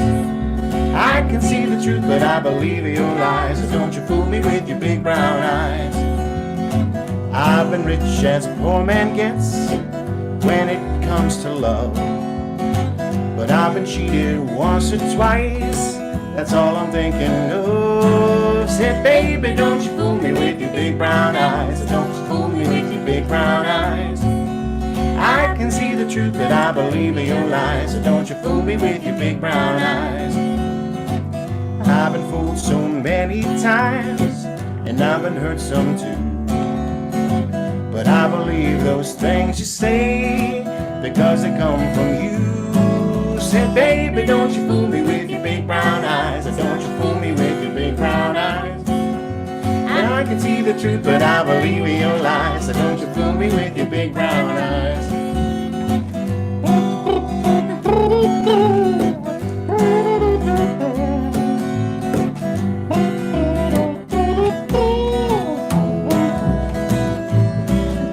Baby, don't you fool me with your big brown eyes. Don't you fool me with your big brown eyes. I can see the truth, but I believe your lies. So don't you fool me with your big brown eyes. So won't you try some tenderness and handle me with care. And don't you fool me with them big brown eyes. I'll be a millionaire. Said, baby, don't you fool me with your big brown eyes. Don't you fool me with your big brown eyes. I can see the truth, but I believe your lies. So don't you fool me with your big brown, fool me with your big brown, fool me with your big brown eyes. Oh yeah. Oh yeah. I love Brown Eyes song. My wife has brown eyes. I have brown eyes. I'm all about the brown eyes. Thank you guys so much. You're quite the prolific writer yourself, though, right? I mean, Yeah, you do a lot of originals. I do try. You got to get all these things out of the head, you know. Yeah, I remember. I don't know. We had known each other for a few years, and I stumbled across your IMDb page, which was surprising. But I'm trying to bury that. Which is phenomenal that you have an IMDb page.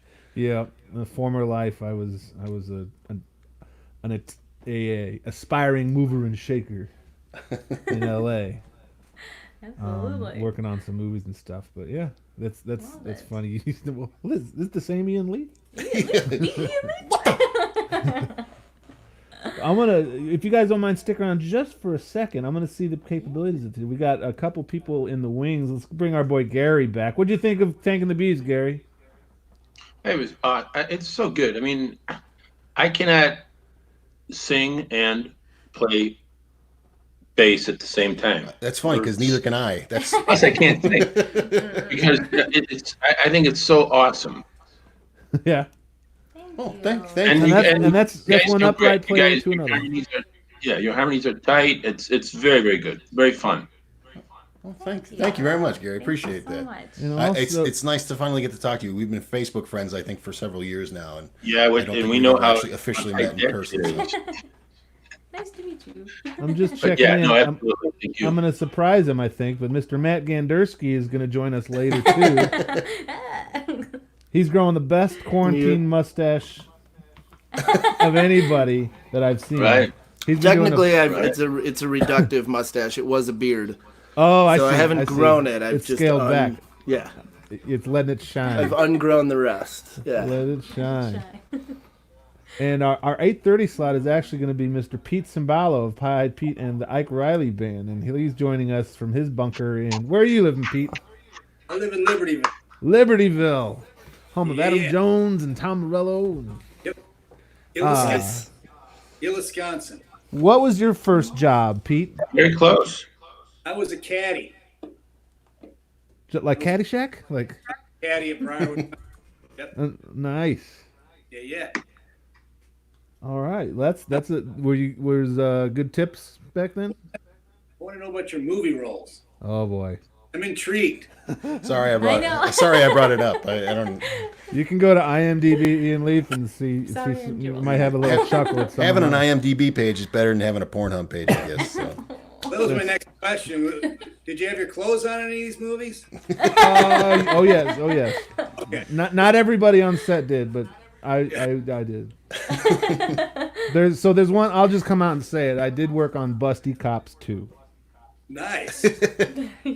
featuring many scandals. I'm a huge fan of the first 45 seconds. Yeah, that's all you need, really. My old band had a song in a movie called Bikini Island. So Oh yeah. That sounds like a what was the guy? Harvey Korman? kind of a thing. yeah, what's that guy's name? No, Roger Yeah. Corman, not Harvey Korman. Roger Roger Corman. Hi, Gary. What's up, Pete? What's up, Sheila? How are you guys? See, Gary kind of knows everybody, and everybody kind of knows Gary. I thought he'd be the perfect sidekick for me tonight. Yeah, if I only wrote a fucking song, then I could play. If we I what? only wrote a song, then I could. Oh, if you play. only wrote a song, you know, we might give you a little bass solo Oh, later. really? How about that? Just like in an the old etude recital or days. some fucking thing. Yeah, and an etude. You know. An etude. Yeah, watch your etude, buddy. We go way back, me and Gary. Well, Gary was way back further than I do, but you know. We didn't go that way back. You ain't been around that long. That's right. All right, let's keep this thing rolling. I'm gonna hear some music from Pete and his. I believe you got a singer that's gonna join you. Your quarantine buddy. It's my business manager. Oh, nice. Mistress. She's my mistress as well. Nice. That's how we roll here. All right, let's give the stage to Pete. Cheers, y'all. We'll see you late. We'll see you in a few minutes, Matt.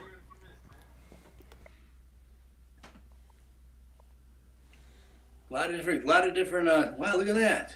Look at that. That is You got a cool. gold record back there. I want to know about that. I stole it. We should learn our originals. I know. I'm like perform. I'm ready. You still there? You want me to play a song? You want to Yeah. chat? Well, I can. I got a couple questions for you, but I wanted to get you rolling because it's past your allotted time, so I wanted to give you a chance to get some music in. Don't want you to practice all day for nothing. Perfect. We'll do a song we just made up. It's about, I don't know what it's about. It might be about our dog back here laying on the couch. It might be about California, but here goes nothing. Ready?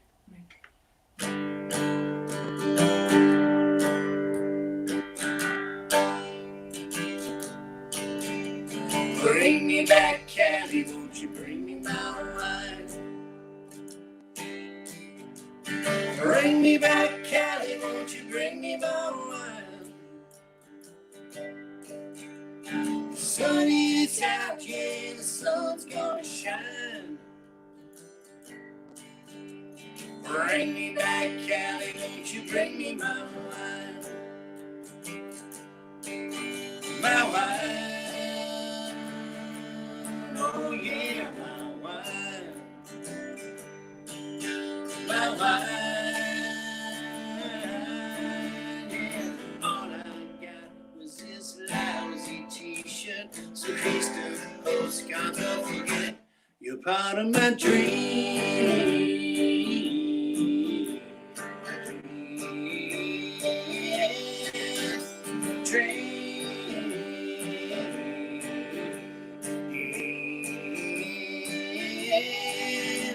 Bring me back, Cali, won't you bring me my beer?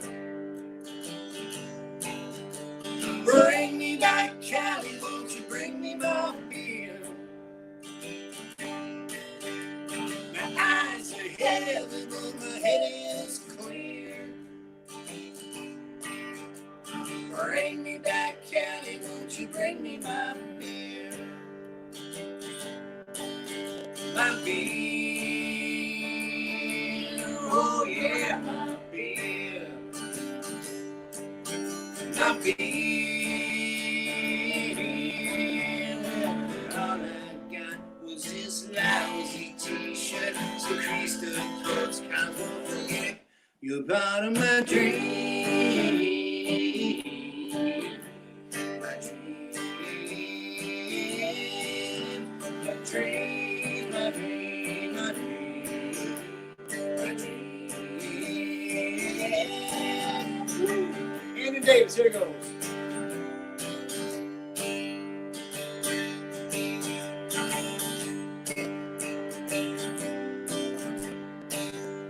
Here comes Kathy.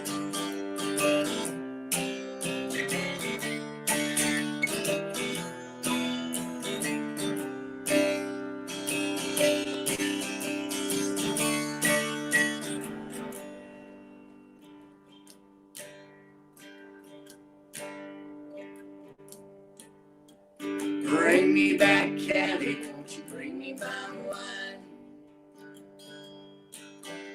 Bring me back, Cali, won't you bring me my wine? The sun is out, yeah, the sun's gonna shine. Bring me back, Cali, won't you bring me my wine? Bring me back, Cali, won't you bring me my beer? Bring me back, Cali, won't you bring me my beer? My eyes are heavy, but my head is clear. Bring me back, Cali, won't you bring me my beer? My beer, oh yeah, my beer. My beer, all I got was his lousy t-shirt. So paste up postcards, but forget it, you're part of my dream. My dream,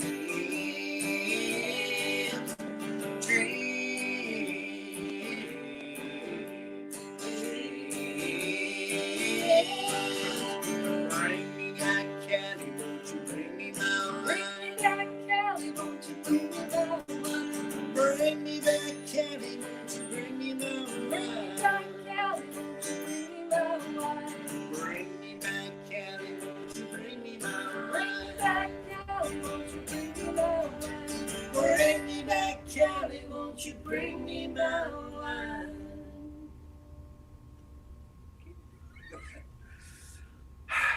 Very nice, very nice. Oop, Gary's Well, gone. thanks, Ian. Thank you.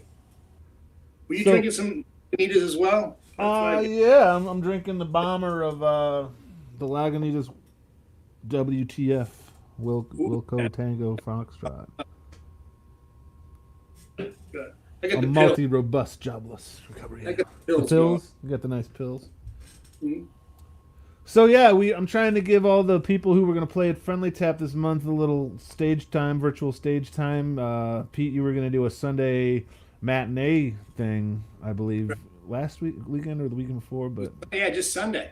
yeah, we're gonna try to start something like that up. Which once we get the all clear, hopefully we'll be able to revive that. Fun, but I missed my band. I think they might be watching.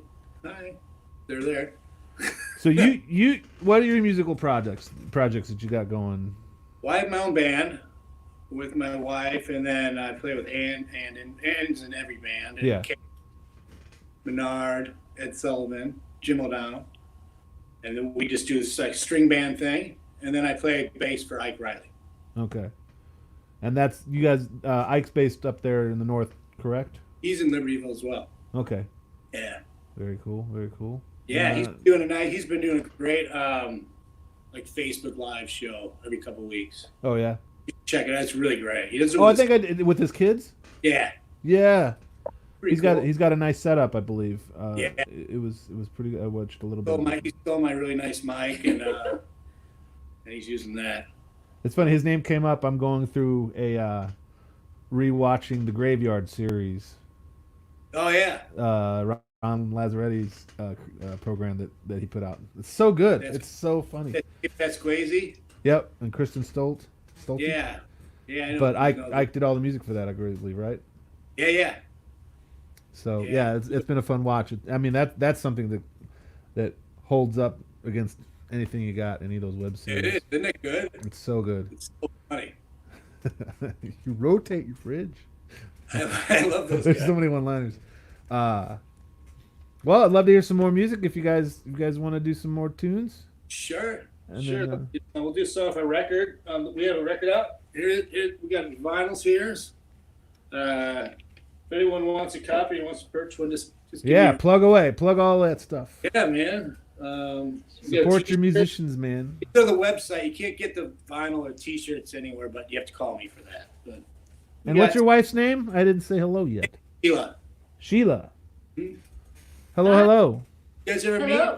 I don't believe we have, unless it was in a group of too many people that I don't remember. But That might have been. So. do you make it to the Friendly Tap often?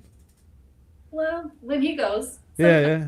It's that place is a black hole, man. You go in there and it's like you can't leave. It's the Friendly Trap. It's tough. Gonna sleep in the floor upstairs there. It is kind of like a little compound there. Yeah, so it's always fun there. I don't know, is Robbie online? Do you know? I don't know. I haven't seen him much on his online presence. Is pretty small. Yeah, that's okay. We'll have to send him a phone and be like, hey man, log on sometimes. Yeah, give him a kiss for me next time you see him. A big old one. He's from 6 feet away. Yes, I'll blow it one.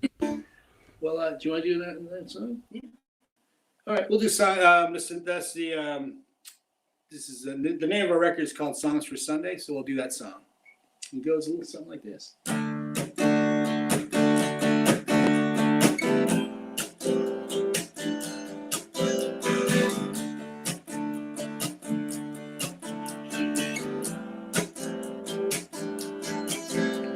I'm finding a way, let's go today. Don't let that road define us.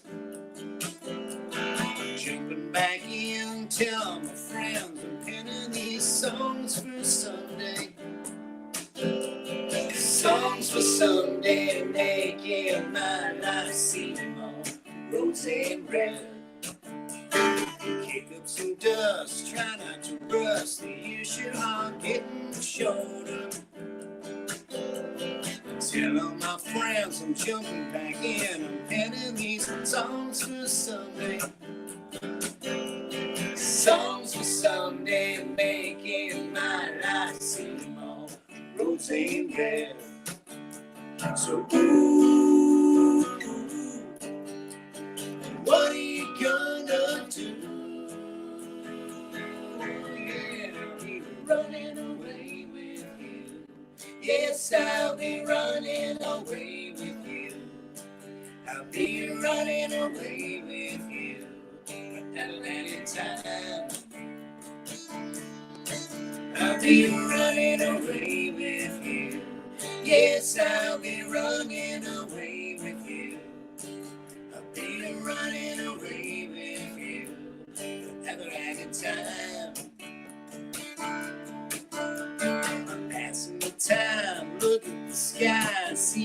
it's telling me something.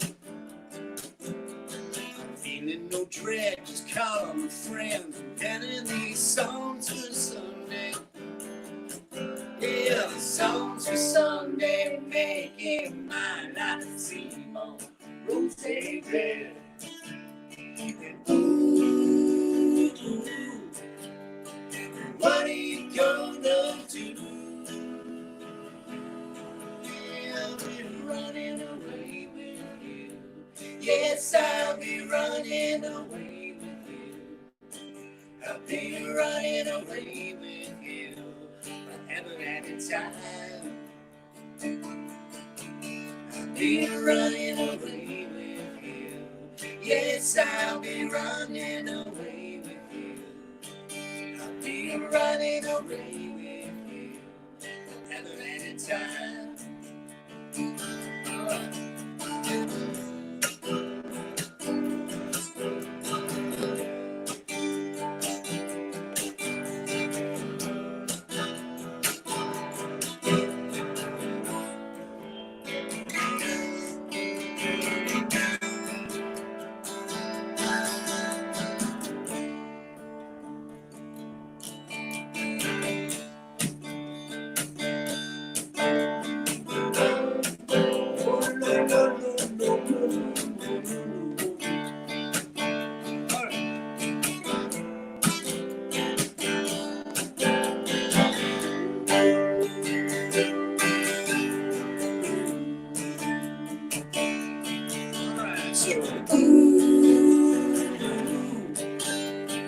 What are you gonna do?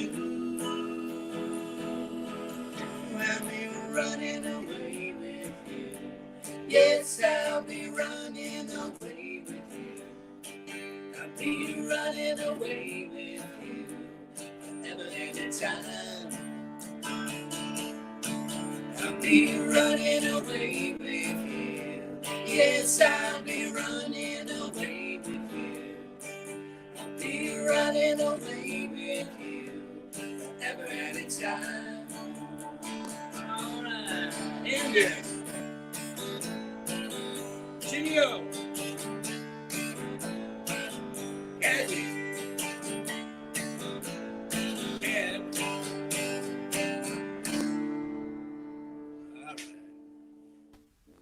Oh yeah, yeah. That's I can hear some Andon Davis. I had some soloing in my head from the great Andon in there. Just saying his name conjures up. I know exactly. The spirit moves in. We need to have a little hologram back there. He just slides in and trucks on in. I always said they had a Murphy bed at Fitzgerald's. It just opens up and then out plops Andon onto the stage. You know, whenever they need. He's Well, in look, there. we got Pete and Sheila sounds awesome. Says bass headed and great hosting Ian. Whoever bass headed is, you're awesome. And then Matt D, you guys Yes. make them sound great. Bartlett Terrace in the house. Yeah, look at this. We got some instant feedback. I love this. We got some neighbors. They have nothing better to do. Well, you want to stick around for just a second while we introduce our next performer?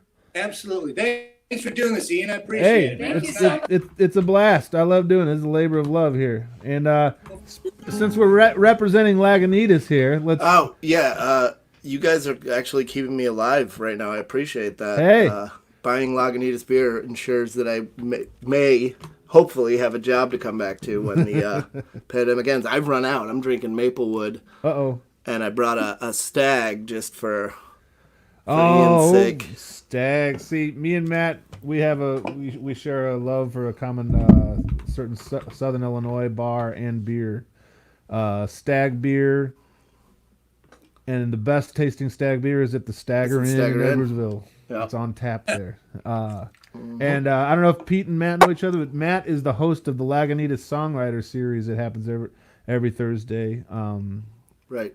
And, well, in the real world. hopefully yeah. revive, yes. Yeah, Not yeah, yeah. during this little timeout we got going on. Right. And, Well, and you we know, can't let's forget do our it. buddy Gary. And just saying, we we wouldn't mind doing something like that. Oh, dude, you're in. No. As soon as we're back, you're in. We would dude. love to Promise. participate in any. No, Ian's a regular, dude. He's great, and it's fun. And we toss you a little bit of money. There's a meal. You get to leave with a bunch of beer. Yeah, It's a good time. It's the best gig invented. You're playing at a brewery and they feed you. Yes, Not a bad thing. it's not a bad deal. Sometimes the meal is the deal. And so we got our first lefty in the house. All this live streaming has led me to believe that we had more left-handers in the world, but really people have just been not flipping their phone to the right No, way. this is a real deal. I've had lots of people emailing me and wondering why I'm righty now. Yeah. Oh, right.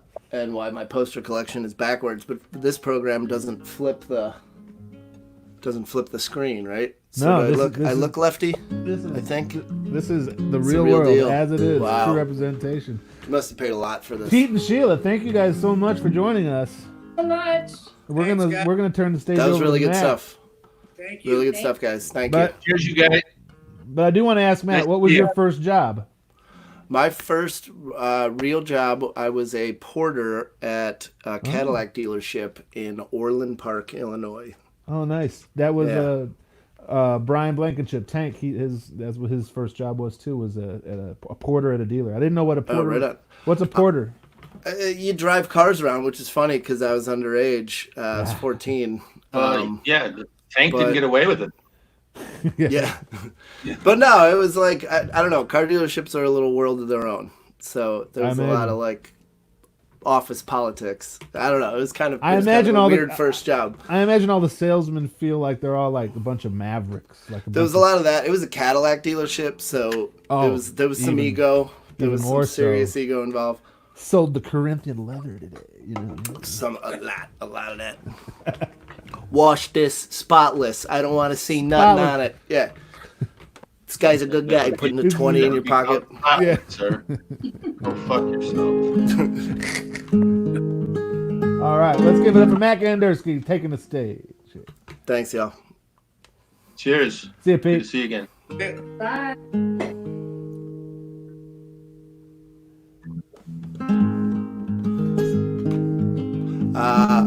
Shit, I didn't realize I was just automatically going in. I didn't know if you were asking questions or whatever. But on the same topic, Ian, as the Stagger Inn and Stag Beer, this tune is about a very specific time at the Stagger Inn.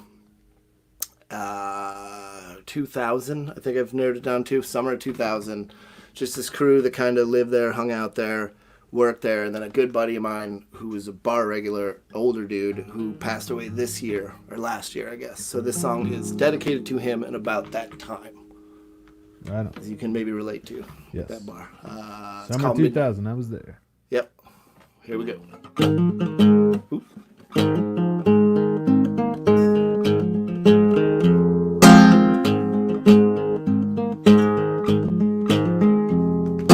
Midnight on, ghosts come out, chase you around the graveyard. Open my mouth, a joke fell out, and everybody heard. Holes in the clouds, the moon come down, and it sharpened all the angles. My me ain't nothing to see, it's floating undisturbed. Oh, my man, the light went out, way out. Climbed the stairs in darkness, so you can't call your dogs.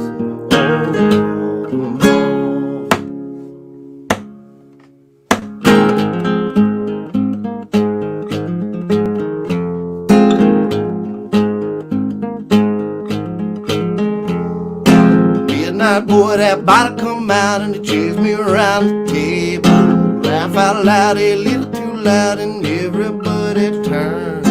Everybody turned around, spinning around the basement. Can't quite get them words all out, to spit a rolling slur. Oh, my man, the light went out, way out. On the stairs of darkness, so you can't call your dogs.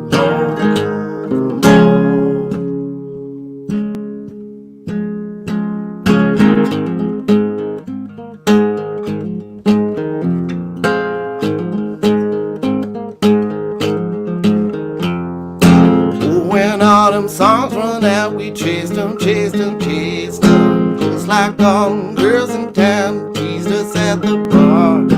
It's a man, a gentleman, to paint such pretty pictures. Mercy on them sinners, for they know just what they are. Oh man, the light went out, way out.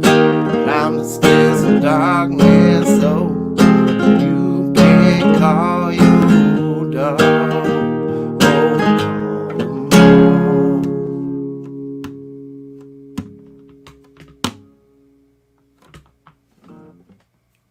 That's that one. Very nice tune. Thank you, buddy. Very nice. So yeah, we do have some. We must have crossed paths at some point back in the day, but I would imagine back in if you were there around 2000, because my friend Dana, I think you know Dana Anderson. I know Dana. Yeah, well, for sure.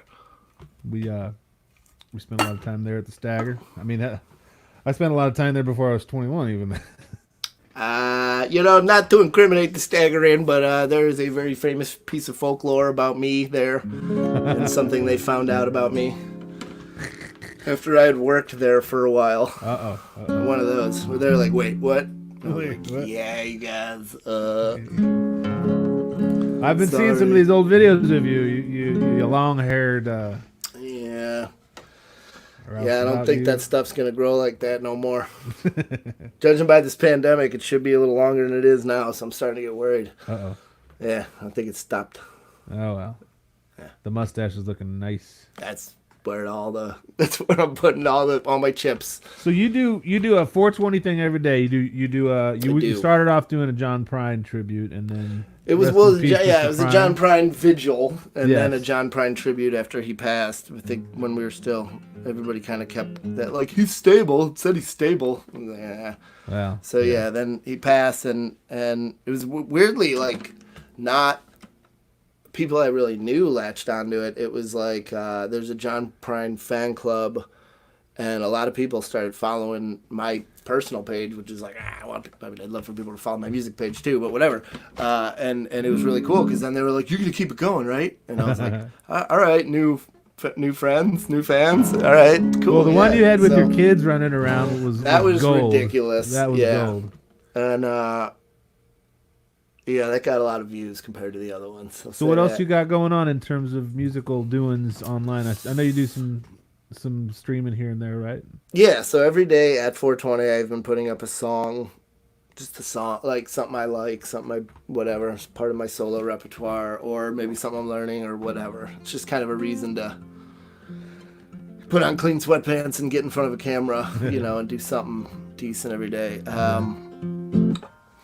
And then so the band that I lead up front is called Grit and the Double Knit, and we have a residency every fourth Friday at the Taylor Street Tap. So every fourth Friday I do something a little more special from down here. Like I did a loop thing the first time, and then the second one I did some backing tracks on computer that were like kind of disco-y and fun. Just, I don't know, dude. I'm having fun with it because I can't play with my friends. Right. You got to have as much fun as you can right now. Right.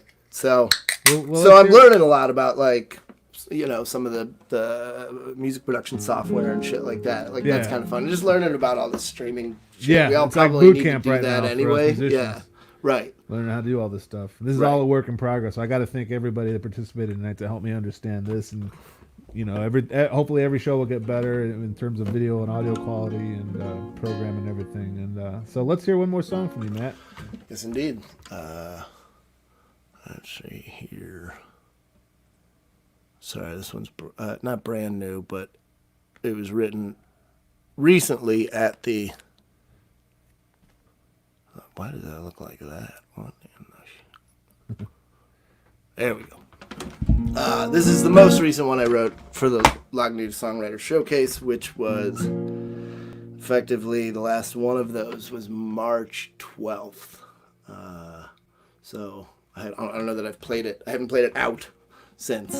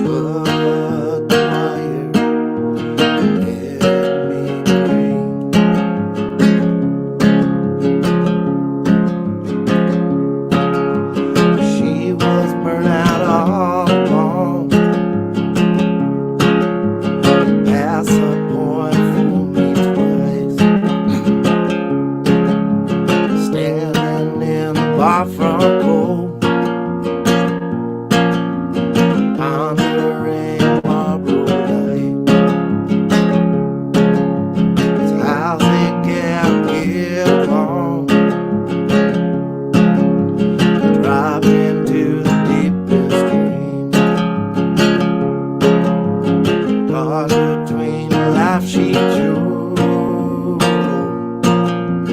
Filling up the in-between. Oh, deny it, won't you leave a while? Let me breathe.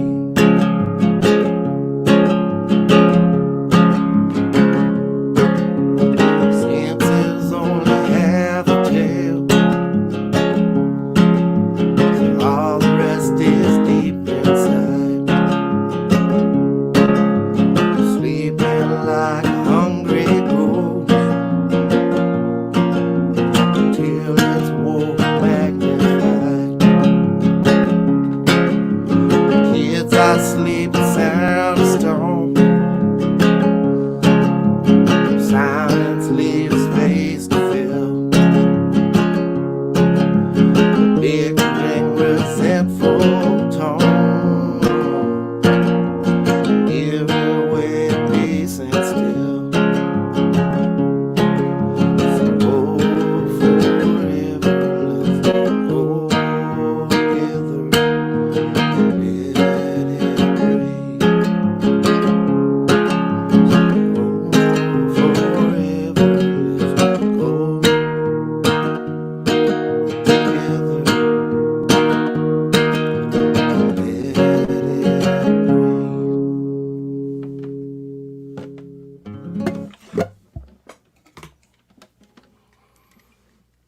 That was nice. That was nice. That was Thank you, nice. buddy. That's a new one, you say? It's new, yeah. Probably, if you don't count the last 2 months that I don't count as life, then it's a month old. Otherwise, it's 3 months old. Yeah, I don't think March, April should count No. this year. No, April and a half at this point, because April. that second half of March was a little weird too. Let's bring in my friend Robin Bienemann. Robin and Matt, are you guys familiar? We are. In fact, Robin and Jay Sebastian of Twang Bang actually rocked the house at one of the, what was that, maybe a January Lagunitas Songwriter Showcase? Yeah, it might be. Dude. Yeah, great reunion of Twang Bang. That was ridiculous. I'm not even joking, dude. The Lagunitas, which you've played it plenty of times, and there's lots of times where you get ignored, and there's sometimes where the crowd's kind of cool and whatever.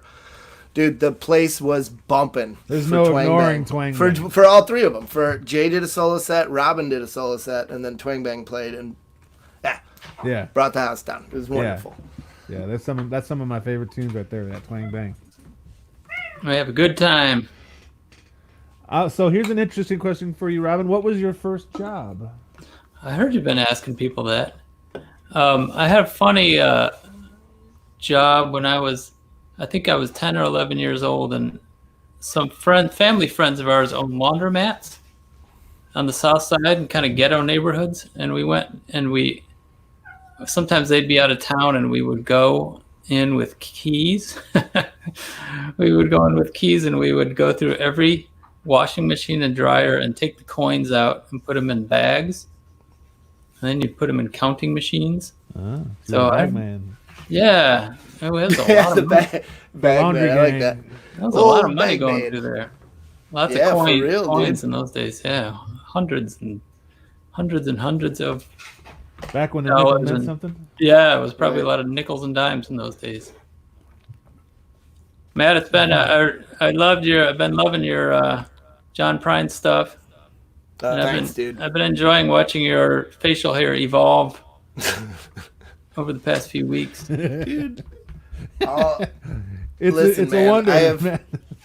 I have 2 toddlers, dude. phenomenal. Every day is the same. I wake up at the same time and do the same thing with 2 toddlers for maybe 12, 13 hours. I sneak away at 4:20 every day to play a song, and then the rest of it is drinking and whatever facial hair comes from that. Well, I used to enjoy seeing Matt play with John Hesbrook. They used to play as a duo and play over here at the Oak Park Unitarian Church and all kinds of cool, really. Those were old, fun gigs. Those old music. That was cool. Yep. Yeah, that's the Northside Southpaws. maybe upon the return to the real world, we're fourth Fridays at Honky Tonk Barbecue in Pilsen. We do like the little dinner set. Nice. Hopefully, I don't know. Pops for champagne for years, right? We were. Yeah. That was 8 years from 2010 to 2018. 19. Something like that. Yeah. Well, it's great to hear you. Beautiful songs, man. Thank you, brother. I look forward to hear you. Yeah. Yeah, we all are. Mr. Bienemann, rumor has it that you have a new song. I do have a new song. I heard a little bird. This song, we kind of finished it up this morning. You know, I live with this great songwriter, Jenny, who is on the other side of this camera looking right at me. And she, when we are in isolation together, actually all the time, we are almost always each writing a song, and we kind of test them with each other. So Jenny's had a lot of input with this song. I start getting off on a track, and she says, "What about this track?" And I say, "Okay." So well, that's a good quarantine buddy to be checking. Yeah, no kidding. So this song is called Bathwater Baby. All right, Robin Bienemann. All right.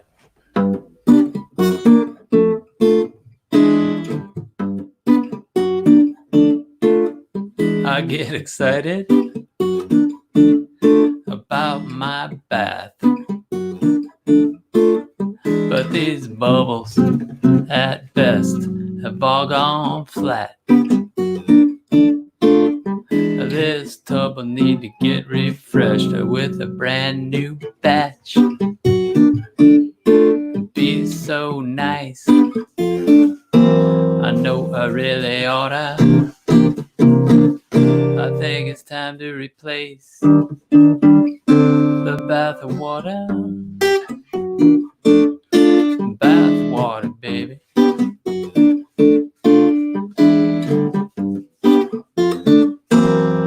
Me in a towel when the day is done. I cut it loose, set it free, and I take my plunge. Just you and me and a warm, wet sponge. This is the best, but still it could be better if we fill it with fresh bath of water. Bath water, baby. Bath water, baby. Bath water, baby. I want you to stay with me. Bath water, baby. I want you to stay with me. Bath water, baby. When I wash this water away, I want you to stay. Baby, bath water, baby. You can't go. No, I want you to stay. But I got to throw the bath of water away. It's getting cold. I'd rather have it hotter. So let's get rid of this old bath of water. A bath of water, baby. Bath of water, baby. Bath of water, baby. I want you to stay with me. Bath of water, baby. I want you to stay with me.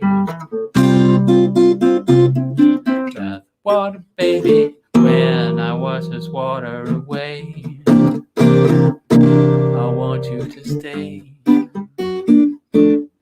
I want you to stay. I want you to stay.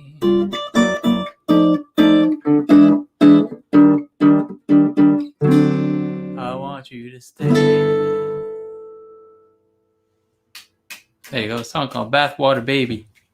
Bravo, bravo, bravo. Has a kind of a little Cuban lilt. Cuban lilt. It has a little Roomba to it. I don't know if that's the right word. But... Jenny was dancing, sit dancing in front of me while I was doing that. Helps me keep the rhythm. I hear you have a cat, at least one cat back there, huh? I'm looking at that cat because he's outside the window. Would you like to hear him or see him? Well, we already heard him. If you could, does he come when called? Is he Well, he keeps thinking he wants to be camera-friendly? outside. Oh, he ran in and he ran right past us. He saw you were here. Nah, He's like, not that Ian dude. that's a cat for you. He keeps thinking he wants to be outside today, but it is rainy and chilly. Well, not chilly really, but rainy. You've got a nice little quarantine beard going on. Oh, there you go. Yeah, it's kind of the first time in my life, really. Yeah, I don't think I've ever recalled seeing you with any facial hair. I grew a beard from our wedding, which is 22 years ago. For the wedding? I grew a beard and then I kept it for like a month or two and then it was gone and I never had one since. Huh. Yeah, weekend beards. Yeah, there you go. I'm kind of actually I keep catching myself in the mirror and thinking I'm seeing you because I got the beard and I got the Ian inspired hat.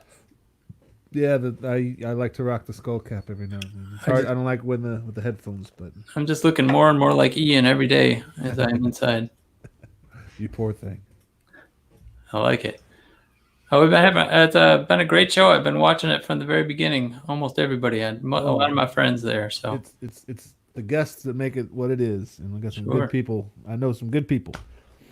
I'd love to hear one more song from you before you go, though. all right. Well, this is for a rainy day in April, and it's called April Showers, and it's mixed up with an old Cuban song called Cherry Pink and Apple Blossom White. Let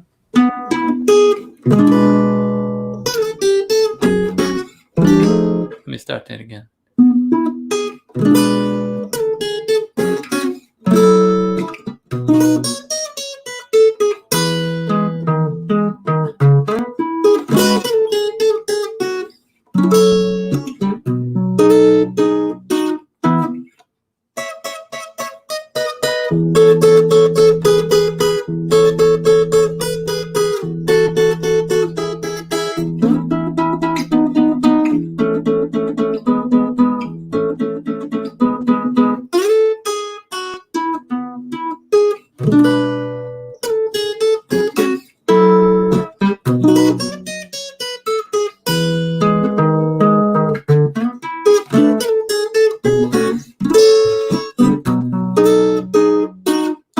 Though April showers may come your way, they bring the flowers that bloom in May. So if it's raining, have no regrets,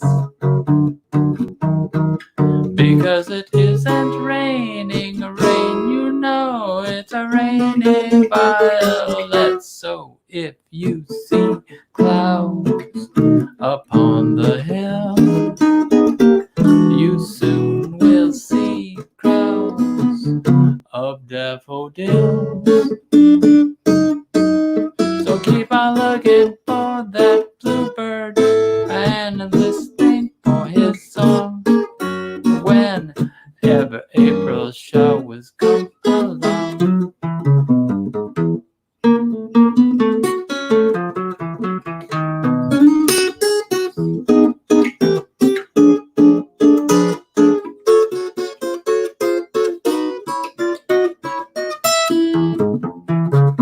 So if you see clouds upon the hill, you soon will see crowds of daffodils.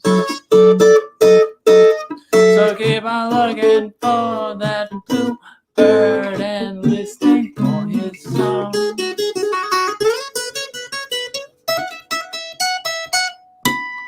Whenever April showers come along. There you go. April showers. Hey, those April showers are really hitting us, man. No kidding. We've been every day's been gray. I haven't had one completely sunny day in quite a while.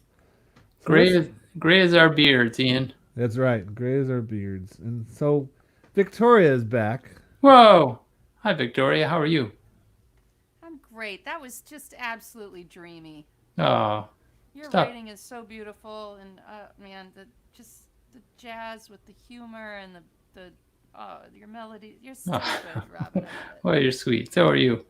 I met Victoria at my friend Jay, Twang Bang Jay, for some reason convinced Jane Siberry to do a house concert at his old apartment in Bridgeport. Oh my God, that was amazing. Somehow Victoria and I met that night. And why is that? Maybe because you opened up for her?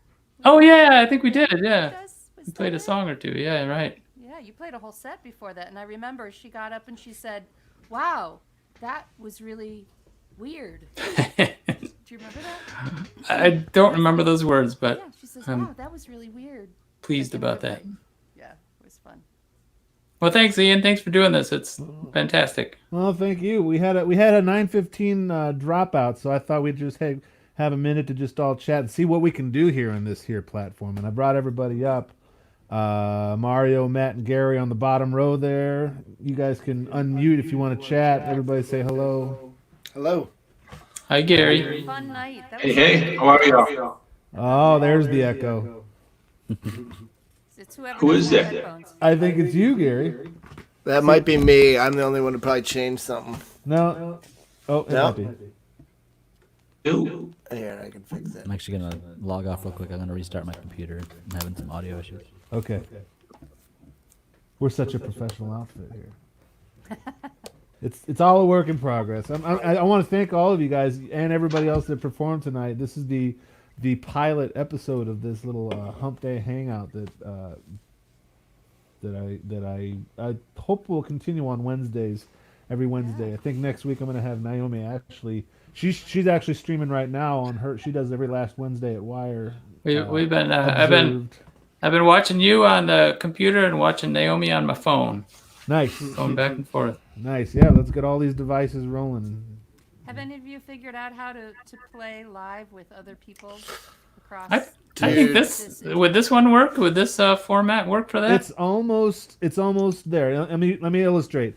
I'm gonna start counting, and then you guys start counting along. Yeah. And then we'll see how far this is. 1, 2, 3, 4, 5, 6, 7, 8, 9, 10, 11, 12, 13, 14, 15, 16, 17. Microseconds are Gary's not even gonna too macro. No, I was on beat. Everybody else was off. I see. So yeah, I'm trying to find that too, that elusive. Maybe it's got to be something that has no video. I think it's video that causes, extra processing, latency, lag. There might be an audio program where everybody can just play along together. But it would be nice if like a real-time situation. Right. Because then it would be almost. It's not happening. I've looked, dude, and it's yeah. There, I think you have to. I think you have to pay before you even find out how it does, kind of thing. I mean, on a lot of them. NASA might have it. Yeah. NASA. Yeah. I feel like telephone lines used to be pretty fast. Like, I feel like when you used to talk and hear, because if you have a cell phone, if you have two people on a cell phone and you talk, there's definitely a difference, even when they're standing right in front of you. But when you had two house lines, I remember it would almost be instantaneous. And yeah, you saw the diameter of the cord on the landline. It was like, it was like this. It's like. Are you talking about the two cans, Gary? Are you talking about? No, not that early. I invented that, actually. So, everybody told us their first jobs. What was your least favorite job you've ever had? Oh man. Oh, you're gonna take us down a scary rabbit hole. That's true. That'll be a sad end to your evening, right? It could be. It could be. Yeah. We don't want to go sad. Well, I worked for a furniture restoration business right out of college, and after working there for 6 months, I had a cough that was so bad I probably might have died, and I didn't really understand until later we were handling like basically powdered lead paint. And I probably Yeah, you got your voice, mister. Yeah. So that was not a favorite. Well, I can tell there's I don't know if the restaurant is still there, but it's on Lincoln Avenue, just north of Belmont. It's called Fernando's. It's a Mexican restaurant. Anyway, I worked there as a waitress. No, I was that's another bartending kerfuffle. Ooh, I like I was bartending there, and my friend, who was a close friend of mine, was also waitressing there, and she couldn't miss a shift or she was going to get fired. So I said, how about this? Let's go on vacation. I'll switch the shift, and I'll get fired, and you'll keep your job and come back the next week.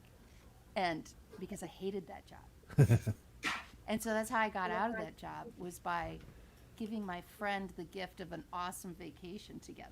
Nice. And taking the fall. So that's the one that. That's a good move, though. It was good. It was fun. That's a good way to quit. That's a good way to be like. Yeah. I mean, now I'm a bit more responsible now, and I feel bad of like ditching an employer. But back in the day, I think I was 21, 22, and going having fun was an imperative. So that wasn't a bridge that you couldn't afford to be left burned. It was no big deal. Yeah. I worked a summer in North Carolina. I lived with my brother, and I thought I was just going to live with him for. This was the year I turned 16. So I was, legally permitted to work, but I thought that this was just sort of like a summer. Oh, my mom wanted me to go live with my brother and his family for a couple months. And I get there, and apparently my mom told my brother, make sure he gets a job. So my brother had I think he had somebody he knew, somebody that owned a golf driving range in North Carolina. I don't know if you know what North Carolina is like in the summertime. It's hot. It is hot. Painful. It is humidity level ridiculous, and I'm out there. First off, I had to show up at 5:30 every morning, and then take the whole day off, and then come back at 5 o'clock at night. Because I was the guy that I would drive around and get the balls, and then at night I would have to get the balls and wash them and fetch them from the weird places. And I quit after day 2 because he wanted me to bring some boots and long pants and go into that ravine over there under the class where I saw water moccasins. Like, I knew what a water moccasin was, and I saw one. And I'm like, I'm not getting in that water to fetch a few balls. You got millions of balls. You don't need those balls that are in that water. And I'd say that was probably my worst. Like, any job that you quit after like a day or two, it's and you're like, ugh. And this was 1993 minimum wage. I forget, it was like $5 an hour or something. I worked at a company in Deerfield, Solo Cup Company. We all know it. Solo Cup. Oh yeah. Did you get to meet Toby Keith? It's up in Deerfield, right off of 41. But I lived up. My parents moved up there. They got the hell out of Oak Park because it was not going well. And you didn't like making cups? You didn't like making cups? So anyway, I loaded box cars. So, I mean, a guy would bring a pallet of boxes in, and you'd have to sweep out this fucking box car, and then you started loading it up, and you had to tie them in so they wouldn't fall. And it was winter, and there was no heat, and I got sick as shit, and way to censor yourself. Couple months in, and that was it for me, man. That was bad. Loading box. And you were in orchestra, so you were already a little soft, right? You were a bass. Whoa! Did you just hear that, Gary? Did you hear Ian say you were soft? Soft? Was that the word you used? I did use. I did use soft. Cat and you were soft. Oh yeah, come on. I mean, it's not orchestra. It's orchestra. It's orchestra. No. We all know it. You do look soft, Gary. He has the softest hands. You fucking know me. I'm pretty not tough, but whatever. He's tough. Man, so I'm just the best host here, aren't I? I'm You keeping are. You this did a thing great going. job. This is a. What you got going on? You dude. guys, You've done a great job. It's been a lot of fun. you got somebody in the wings? Yeah, we got Mario, but he's not. Mario's next, but he's not here yet. He's also got 2 minutes left. This is giving me a whole new appreciation for live entertainment. I used to work behind the scenes. I have editor training and stuff. I used to work like football games, and stuff. But I've never been on camera. And just the idea of 5 minutes used to seem like a short time until it's like 5 minutes. So now when I watch comics who are like, you got 5 minutes, I'm like, that could be an eternity if you're just sitting there going, I did a live stream Friday that took some like a little bit of complicated whateverness, and there was a minute and a half. It was like a minute and 15 of dead air at the beginning of my video, and I knew it. I knew it was gonna happen. I knew I was gonna have to like run over to my computer, get some shit set up after the live video started. So I was like, all right, we'll minimize that time. It shouldn't be bad. It didn't feel like anything, but when I press play on that video, it feels like 1,100 million years of silence. Yes. It's weird. And it's not. It's like not a big deal. I put up a little piece of paper that was like, I'll be right there. We're going to start the stream. But, when I press play on it, I'm like, oh yeah, no one's ever going to watch this, ever. It's so long. I think it's perspective too. I mean, I had a bad day yesterday. I feel like it was all sort of crashing down on me. The isolation, the not getting to work as I normally do, the homeschooling. Just everything was like, this sucks. Are you alone during quarantine, Victoria? No, there's 3 other people here. Oh, so sometimes that's good. Sometimes that's good. Sometimes that's a lot of people. All to do competing things. Do you ever think about how if this had happened, if this quarantine had happened at any other part of your life, how it would be like either better or worse? Because I can tell you, like, this is the best, either now or like when I was a child, like being under care of my parents, whatever, would probably be the only other time I would want to be in this position. Yeah. Because having like my I've had a couple roommates, not and I couldn't imagine, or being stuck in a place with no yard, no outside access. Yeah. I can tell you, I live with 2 teenage girls who are sisters and argue quite a bit. And this, I was just like, oh my God, are we going to survive this? Or, this could be bad. But they are actually, they're going to talk about this for the rest of their lives in a positive way, because they've gotten to know each other and appreciate each other in a way I didn't think would happen until they were adults. That's cool. So it's very positive in that way. Yeah. I was thinking yesterday when I was in that sort of bad space, it was like 1:45 in the afternoon, and I was like, God, this is the longest day ever. It's only not even 1 o'clock yet. Oh my God. And then I was, bonking around the house, just sort of being cranky. And I looked at the clock again, and it was 5 minutes to 1. And I was like, Jesus, this is insane. So I think that, your perspective and sort of where you're at makes it or totally breaks it. Sure, totally. Oh yeah. If we can change our perspective and try and find, the silver linings and the blessings and the good stuff, like you're saying, Ian, then, then we're going to be okay. Yeah. Given that we all stay healthy and we stay safe. Yeah. We're going to be okay. And I know it's a different experience for everybody, but me speaking personally, I'm really trying to make the best out of all of this and stay occupied and stay busy and move forward instead of like stagnating and rotting, Yeah, absolutely. So our friend Mario has joined us. Mario, it's your turn. What was your first job? I've been waiting for this question. Oh, you got the best audio, I swear. Can you hear it okay? Is it too much reverb? Or no, it sounds pretty good, actually. Is there any reverb? My first job was I was 14 going on 15, I think. And I was a dishwasher at a restaurant. And in Berwyn? It was in Berwyn. It was I don't think it exists in its current form or its previous form now, but it was that Cafe International on like Windsor and Grove, I think. The Depot District. Oh yeah.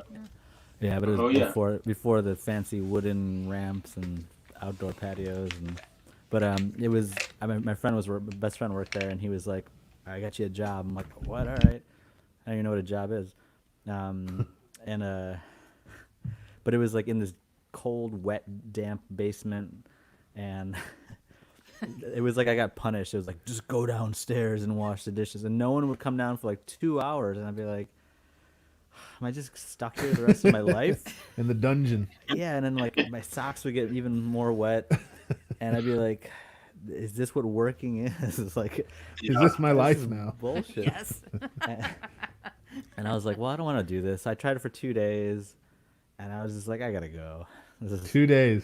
I gotta go pretend to be a musician for the rest of my life. So, my actual real job after that was pushing carts and bagging groceries at the Jewel on Pershing. The Jewel. I call it the Jewel. I don't say Jewels. Sorry, Yeah. I'm from where you guys are from, but I never fell for that. Well, I've got some beefs with the way people say certain things around here, like Franklin Delano. Roosevelt. Yes, Roosevelt. I say Roosevelt. Everybody around here says Roosevelt, and I just don't. I can't get on board with that. Yeah, It's think Roosevelt. It's Roosevelt. I think it's Yeah. it's who you first hear it from sticks in your head, and I've immigrant parents, so they were probably saying it wrong, and I'm not gonna blame them. I should. Right. I mean, I think I've corrected it, but then I don't know if it's like from moving away from Chicago, where I either lose my accent or where I forget how to say things the proper way, the Chicago way. It's hard to But, break some habits, right? Well, gang, I'm gonna let Mario take the stage here. Mario, gang. Hey. I don't know who Mario Hey. is. I feel like I've met a few of you, at least in the last hour. But I think I remember Gary. We played a couple times at the open mic when I'm in town. Yep. So thank you, Robin, very much for playing. And if you guys want to stick around, that's cool. If not, I totally get it. There's lots of things to do, lots of things to see. We got Mario, and then we got Chris Neville after this. So Mario, let's hear you, buddy. Thanks. Oh boy, where did I go? No, I just had it with me. There it is. Oh, let me mute that for a second. All right. Thanks for letting me play, Ian. Thanks for putting this together. It's a fun thing to It's an honor. see people we like to be around and see. And there's a new song called "It's All Right Now." Yeah, I'll play it. Let me know if it's too loud. Let me know if I should stop or. Is that coming in okay? Yeah, sounds good. Okay. All right.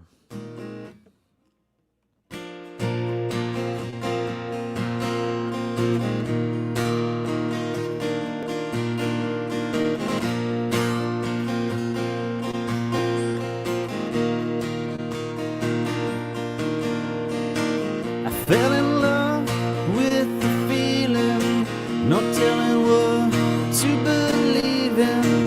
I took a chance on the world. I met a girl and fell in love.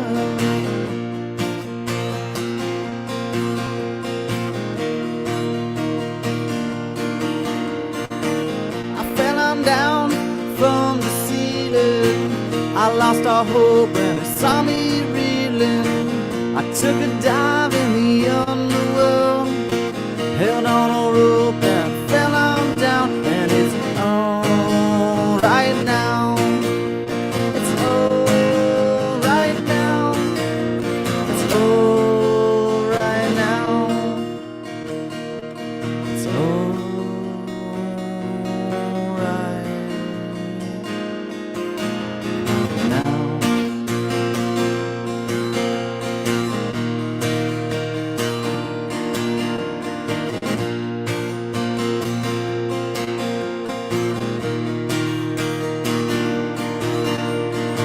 I climbed on out to the living. I'm just when I thought I was at the beginning.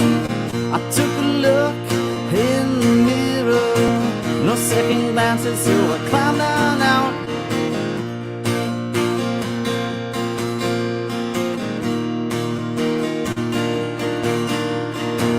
I searched within, heard it singing, a heart's beat while your ears on running around when no one was looking, hunting alone as a search within, and it's all right now.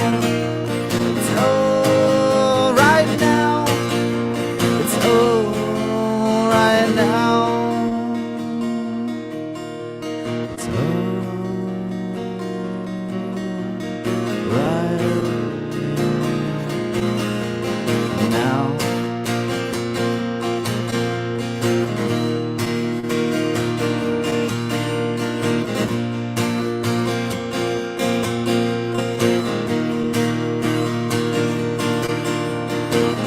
Fell in love with the feeling. I fell in love with the feeling. And it's all right now. It's all right now. It's all right now. It's all right now. Is that too loud? No, it's perfect. Sounds good. Thank you. A good balance of both. Good song. Good song. Thanks. It's a brand new one. You're a pretty prolific songwriter, actually, Mario. You've put out a lot of material. Yeah, it's too much, I guess. Too many. I wouldn't say that. I still can't memorize my lyrics, though. Well, when you have so many. Going after that Dylan record, are you? What is he up to, like 60, 70 now? I don't know. Crazy. 40 maybe? I don't know. He's got a lot. I hope that he's got a new one. He keeps leaking these, not leaking, but putting out these individual songs, and I hope You think he, that's him just cleaning out his closet, or do you think there's he's like? I'd rather not say, because I mean, I don't want to make these. No, I know. But he is up there, and I don't mean to like make light of death or anything, but I feel like if I made it that far, I'd be like, I want it all to be done. I want everything that's in my heart. All the songs and the unfinished stuff. I want to finish them. Like David Bowie. I feel like he knew, and he released Black Star, and it was just kind of like a great exit. Like it doesn't get any better than here's my work, being surrounded by family and like him an and Leonard adios. Cohen did, like, their last albums were just, man, heartbreakingly beautiful. So yeah, I'm curious. I mean, I not I wish Bob well. I hope he stays healthy, and we need the poets to help us, grasp these strange times. Strange times indeed. My favorite quote is Tom Waits. We're suffering from bad writing, so it hurts our quality of suffering. I forget how the quote. Bad writing hurts the quality of our suffering. I think is kind of what the sentiment is. But yeah. I agree. All right. Well, I'd love to hear another one from you if you got it. Yeah, if you don't mind. No. This is even newer. I wrote it. I finished writing it the other day, so I'm still having trouble with the chorus. So if I'm not gonna set myself up with failure, but no I disclaimers. guess I just did. You got this. I don't know if I have the title yet, but it's I guess the tentative title is Pyrrhic, like the war back in the day. It was basically like the cost was too great for the cause, so to speak. But so without getting political, I'll just play the song. You can probably figure out what it's about. Ah.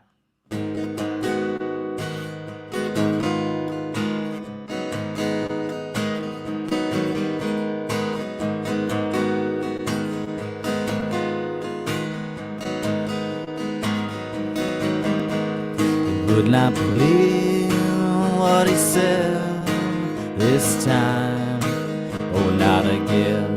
Sometimes the words he says, landmines placed on the floor, get under skin, they raise my blood, the pressure boils.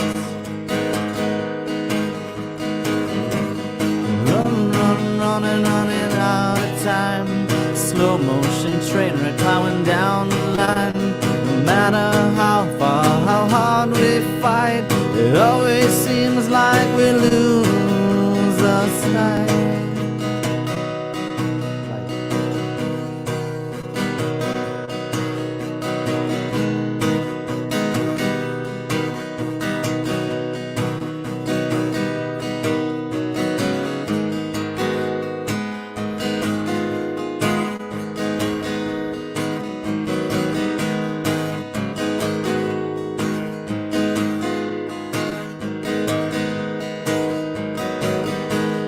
What can we do this time?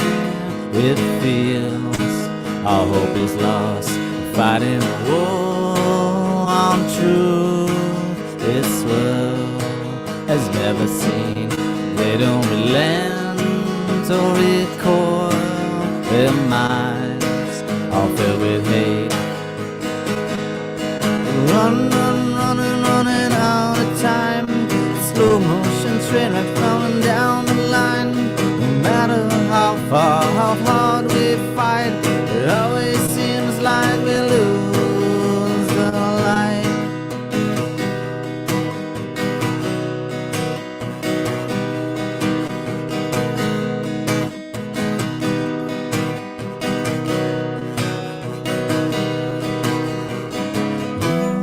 Wouldn't be too great a cost looking back at all that we lost. Inspiring motion, no victory at all. The pathetic empire will not stand tall.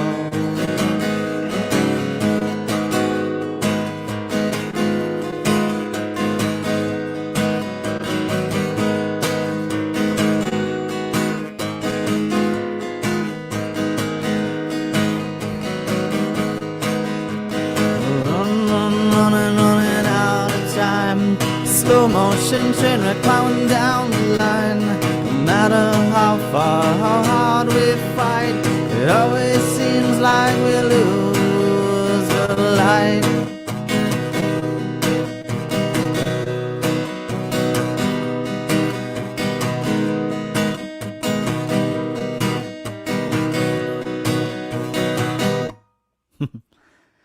Very new song, so hope it sounded all right. Well, that sounded great. It was very abrupt at the end there. Oh, thank you. I meant to cause that tension. Gotta get that tension. Well, mission accomplished, buddy. Thank you. What you drinking there? A little Jameson and ginger ale. JMO ginger. Whiskey. Whiskey for the whiskers. Yeah. All right. It Well, helps. Thank you for letting me play. what'd you think of that, Gary? Oh, he's muted. You're muted, Gary. That's all right. We don't need to hear him. I am muted him. This is better this way. I really think this is better this way. Muting Gary. No, I want to hear Gary. Come on, Gary. Oh, yeah. Hey, he needs to unmute himself. There you go. Okay, so I thought it was awesome, and I actually was playing a little electric bass against it and all that. And the last thing you said was whiskey and ginger ale, and isn't that a John Prine line from a song or an interview or something? It could be. I don't know. You know? He likes his. He had a certain drink. Was it whiskey or was it maybe it was I thought it was whiskey and ginger ale. Vodka and lime. Do you know Chris? Gary. Hey. Hey, buddy. How are you? Are you a John Prine aficionado, Chris? Good to see you. I am a fan. I am a fan of John Prine, of course. Does he have a line about whiskey and ginger? I'm sure he does. He's got a line about everything. He's like He does, Dylan. he does. He's got everything. See, Yeah, it's very true. I really didn't know who John Prine was before I moved to this area, and I'd only heard one of his songs, but it was covered by Alison Krauss and Robert Plant, and I found out that was a cover as well. "Killing the Blues" is not even written by John Prine, and I'd never even heard "Angel from Montgomery." I'd never heard. You've never heard Angel from Montgomery, really? No, it was just never in. I grew up in St. Louis, and there was no folk station there. The only time I ever heard folk was either from my parents, from my dad. He loved like Pete Seeger and Phil Oakes and them. But the only folk he ever heard was like, the 70s singer-songwriter. He didn't really, like Croce, Sure. Dylan, but Prine never made it. And which is funny because, look at his career. He was nominated for the Grammy for Best New Artist, right? Yeah. With the Eagles. And I believe they lost to America. As they should have. Yeah, screw the Eagles.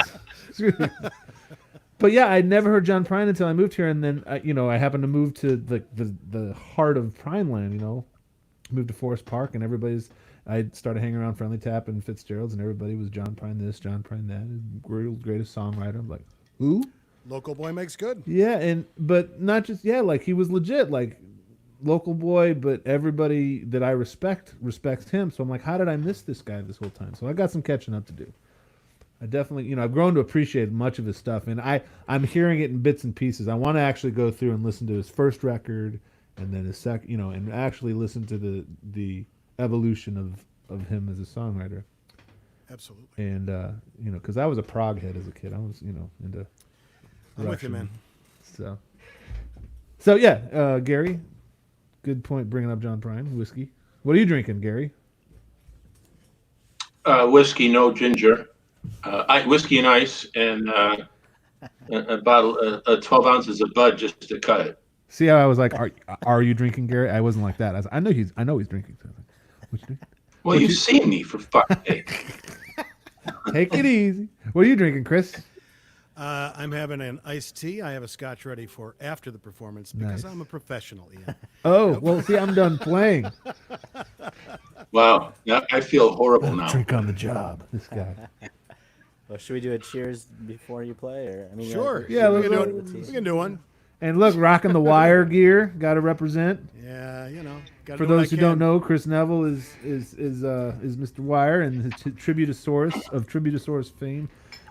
And that's got to hurt not being able to see the gang for this length of time. What's the longest you guys have gone without playing a show together? The longest we've gone is probably 30 days in the last 18 years. Wow. Well, that record's going to get broken. Yeah, we are fixing to do that right now. And between that and Wire and Axes and Zimmerman and everything's closed up. I mean, it's been good to do some stuff in the studio, and I've been doing my own stream on Thursdays, which have been fun, but it is not the same, and it'll be nice to get out there and see people for real again at some point. Yeah. Whatever. We can't wait for that day, that all clear. Oh, I hope it comes soon. I know, Please. yeah. I'm keeping the fingers crossed. Even in degrees. I'm fine with degrees. Yeah, Just, anything. Let it come back. So let's hear some stuff from Chris Neville. Mario, thank you very much for joining me. All the way from California, Mario DiSandro. Mario, you sounded great. Really. Cheers, good. Mario. Thank Cheers, you. brother. I miss my hometown, so glad to be able to reconnect with old friends and new friends. Well, that's awesome. Well, good stuff. Enjoy. You're sheltering in a better place. I know, I'm wearing shorts. You get a little more sunshine. We've been rainy. It's been gray almost every day for the past Yes, it has. week. now. Today was a good day for a hanging. Gary, ladies and gentlemen. Truly. You watched too many westerns as a kid, I swear. Can you It was keep Gary always on? fucking raining. Can you keep Gary on during my segment? I'd like him to be able to comment. Oh, no. You say that now. I think it could be like a I would Stetler and not do that. Waldorf kind of thing. Oh, yeah, he needs his Waldo. Total respect, brother. All right, thanks, Mario. We're going to turn the stage over to Mr. Neville, the big Nev. I don't know what to do. What do you mean you don't know what to do? I don't know what to do. I had some ideas. I kept changing my mind. You know what? We were just mentioning Bowie there with Mario, and we're doing a virtual Tributosaurus Bowie gig on our Facebook page right now. Our photographer guy Jeff Shivey has he's recorded us doing Bowie so many times, so he cut up 18 Bowie tunes from our last couple of shows, and he's putting a different one up every day. Oh, nice. So it's in my head. So maybe I'll do a Bowie tune right. for fun, right? Can you hear the piano? Yep. Sounds really good. Okay, good. It's a god-awful small affair to the girl with the mousy hair. but her mommy is yelling no, and her daddy has told her to go, but her friend is nowhere to be seen. Now she walks through a sunken dream to the seat with the clearest view, and she's hooked on the silver screen. But the film is a saddening bore, 'cause she's lived it 10 times or more. She could spit in the eyes of fools as they ask her to focus on sailors fighting in the dance hall. Oh man, look at those cavemen go. It's in the freakiest show. Take a look at the low man beating up the wrong guy. Oh man, wonder if he'll ever know. He's in the best-selling show. Is there life on Mars?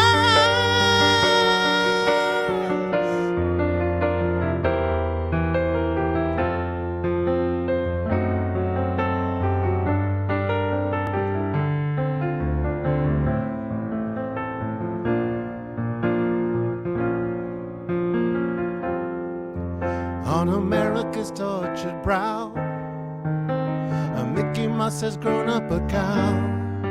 Now the workers have struck for fame, 'cause linen's on sale again. See the mice in the million hordes, from Ibiza to the Norfolk Broads. Rule Britannia is out of bounds, to my mother, my dog and clowns. But the film is a saddening bore, 'cause I wrote it 10 times or more. It's about to be writ again, and I ask you to focus on sailors fighting in the dance hall. Oh man, look at those cavemen go. It is the freakiest show. Take a look at the low man beating up the wrong guy. Oh man, wonder if he'll ever know. He's in the best-selling show. Is there life on Mars?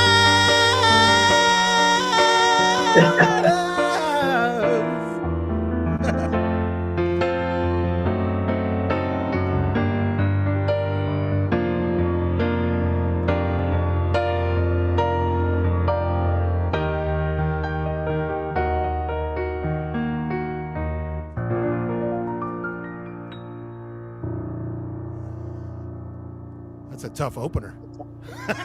Bravo. I forgot. That was awesome. I think it's pretty up there. You think? But you know what? Nothing That's ventured, like nothing gained. counter shit. Now everything else will be easy. Let's see. That was great. Oh, easy. That's a good idea. That's what I want to do. I'm going to do that. All right. Have a little more of my iced tea. Making us feel bad. No. Believe me, I'm going to be hitting that scotch momentarily. I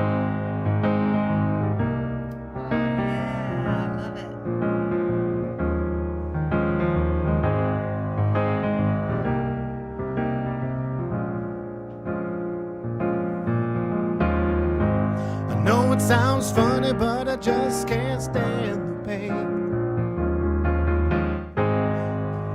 Girl, I'm leaving you tomorrow. It seems to me, girl, you know I've done all I can. See, I beg, stole, and I borrow. Yeah, ooh, that's why I'm easy. I'm easy like a Sunday morning. Yeah. That's why I'm easy. Yeah. I'm easy like a Sunday morning.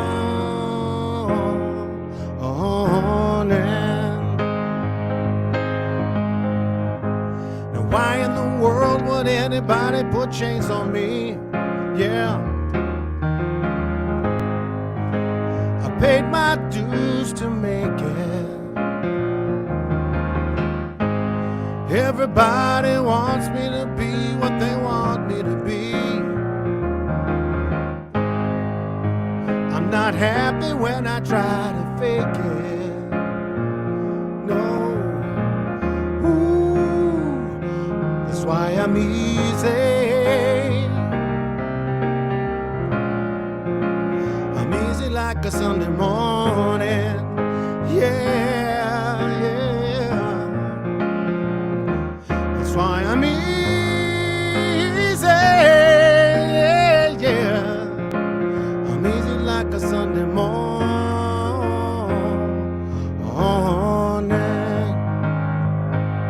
I wanna be high, so high. I wanna be free to know the things I do are right. I wanna be free, just me, oh baby.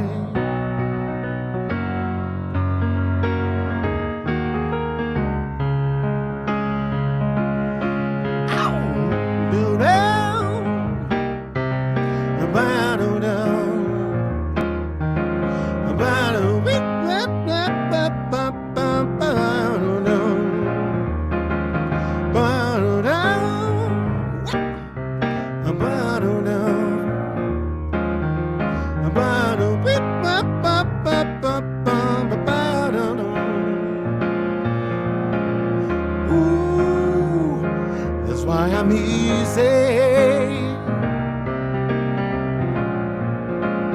easy like a Sunday morning. Yeah, yeah. That's why I'm easy. Yeah, I'm easy like a Sunday morning. Whoa, why I'm easy.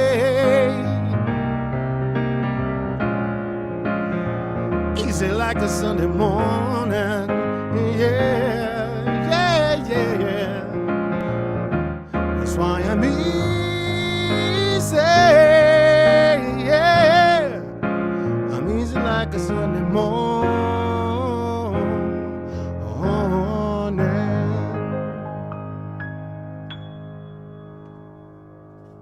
All right. A little bit of Commodores or Lionel Richie, depending on how you look at it. Beautiful. Oh, big fan. Big fan. It's good stuff. Let me see. Should I do something newer? Didn't that sound a little Billy Joelish? Well, the way I play things, a lot of things sound Billy Joelish. But that is but chord structure, etc. It was all. I love fucking Commodores. They put the funk in. I guess it's kind of a which came first, right? Well, I think I'm gonna do something. Which did? I think I'm gonna do something newer, just for the hell of it. By my very favorite. Well, I won't say my very favorite, but one of my very favorite sort of newer female voices, Corinne Bailey Rae. I really like her. So I'm going to do one of her tunes. And then maybe I'll do one of my tunes, which is rare, I know, but I might do it anyway. So, let's see. Just like a star across my sky, just like an angel off the page, you have appeared to my life. Feel like I'll never be the same. Just like a song in my heart, just like oil on my hands. Oh, I do love you. Still I wonder why it is I don't argue like this with anyone but you. We do it all the time. I'm blowing out my mind. You've got this look I can't describe. You make me feel like I'm alive when everything else is so faint. Without a doubt, you're by my side. Heaven has been away too long. Can't find the words to write this song. Oh, your love. Still I wonder why it is I don't argue like this with anyone but you. We do it all the time. I'm blowing out my mind. Yeah, yeah, yeah, yeah, yeah, yeah, yeah, yeah, yeah, yeah, yeah, yeah, yeah, yeah, yeah, yeah. I've come to understand the way it is. It's not a secret anymore, 'cause we've been through that before. From tonight I know that you're the only one. I've been confused and in the dark.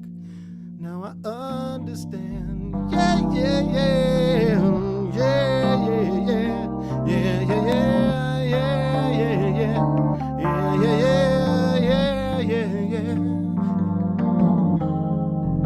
I wonder why it is, and I don't argue like this with anyone but you.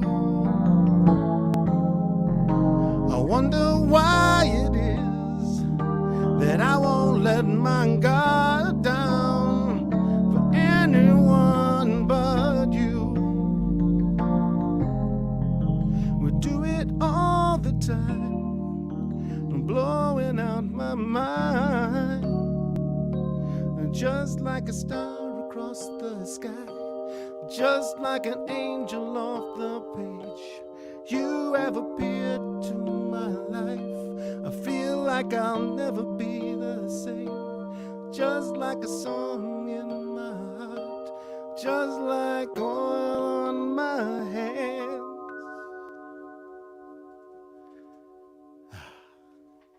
I love that image. That oil on my hands image always gets me. Ooh, who's that? Corinne Bailey Ray from her Ooh, first yeah. excellent record. Oh yeah, she had the girl Put your records on. Such a Oh yeah, good that whole song. record is great though. It's heavily Stevie Wonder influenced. But Yeah, yeah, yeah. it's So good. we're not gonna let you get away so easily, Chris. What was your first job? My first job was scraping glued down bingo cards off of tables at a big bingo parlor that used to be a dance hall called the Holiday Ballroom, which is right by the Jefferson Park bus station. It's where that I think there's an Xfinity store there or something now, but that's where there was a big ballroom there.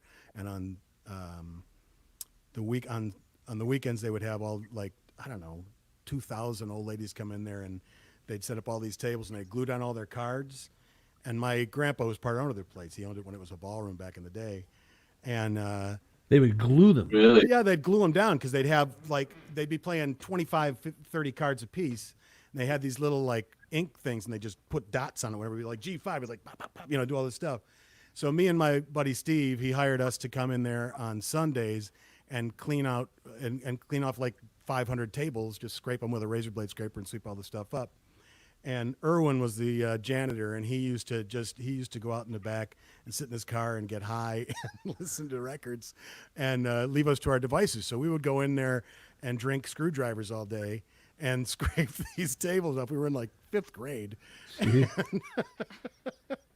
But it was a good time. It was a good Blossomed job. early, didn't you? Yeah, well, so I get to take a break now. What was the ballroom that your It's called- grandfather owned? It was called the Holiday Ballroom. It was him and Dan Belloc, who was at the time the head of the Musicians Union. Was for a lot of years for Chicago. And where was that? Where was it at? I think I've heard of it. Certainly. It was right on Milwaukee and near Milwaukee and Lawrence. Right. Yeah, right by the bus station, right there. Yeah, Do you? I mean, it was a dance hall. So do you remember there was a dance hall on Desplaines, right where the Riverside Public Works and Fire Mills Dance Hall. And I remember I went there as like 30 years old. And the dance floor was unbelievable. unbelievable. Was it similar in your grandfather's joint? Yeah, pretty much. And it was. I mean, I missed all the dance hall days of the place, but it was a giant barn. It was really a cool place. I was sad to see it go. It was a beautiful old place. I caught the last week, I think. There you go. I went to Mills one time, and it was amazing. I had a girlfriend whose grandmother used to play bingo religiously, and I remember going a few times, and I'll never forget the level of smoke. Oh yeah, the amount that those ladies would smoke in an evening because it's nervous. You got the bee, you got the cheese, you know. And, well, and you could smoke everywhere, so you could smoke everywhere, and yeah. I'll never forget that. Walking, yeah. Was there a buy-in? Like, so you made money? Well, I mean, I made money. I made money because I got paid hourly, but you know, yeah, bingo. You pay in bingo. You ever played bingo, Gary? Yeah. Okay. Thanks a lot. Really, Ian? Gary, you're running. They're not doing it. They're not doing it for sport. Gary runs a late night game. He's playing naive. Oh, I didn't know you could. Where my mom is, they play bingo. They play bingo all the time. Sorry, there's no buy-in. They could just get free cards. Yeah, it's the thrill of victory, Mister. There was no buy-in. They were telling Gary about. There's another game in the back that I think the real game. That's right. Well, you guys, I've had a blast tonight. Thank you for participating in this. We got Mario here. I just want to bring him on just to say to his Hey, face. Mario. Hey. Welcome back. Great job, Chris. Gary, Mario, Robin, Victoria, you guys were all so incredible, and thank you for helping me do this inaugural edition of the Humpday Hangout. And, yeah. Ooh. Little, you can't do that on television. No charge. Little bumper. Little sting. Thank you. And I think this is going to stay on YouTube for, I don't know how long, but maybe forever, but maybe not. I'm not sure. But if you guys want to catch the replay of this, I think you can do that and share it. And this is fun, guys. Thank you. Yeah. I don't know where else to go Thank with you, that. Ian. Thanks for having me. I got some good friends. Thanks for taking the time. And we will Almost like see. being at the bar, like Ian. Almost. Almost being at the bar. We need to get Molly in on this. Yeah, exactly. Next week I'm going to do an etude. How about that? You gonna etude it? I'll do an etude. All right. I've been. And I want you to wear your show blacks. What's that? I want you to wear your show blacks with tails. Well, I don't mind all that. I don't think it fits. You got a bow tie? I used to. Those Yeah. days are long gone, brother. All right. Pajamas. All right. Good Jams stuff, and guys. pajamas. All right, guys. Sure. Thank you very much, everybody. See ya. Have a good night. And anybody at home that's still watching and think that this was cool, tune in next week. I don't know who I'm gonna have, but we'll have a good time. Thank you all very much. Have a great night and stay positive. Except when it comes to testing for COVID. Stay negative there.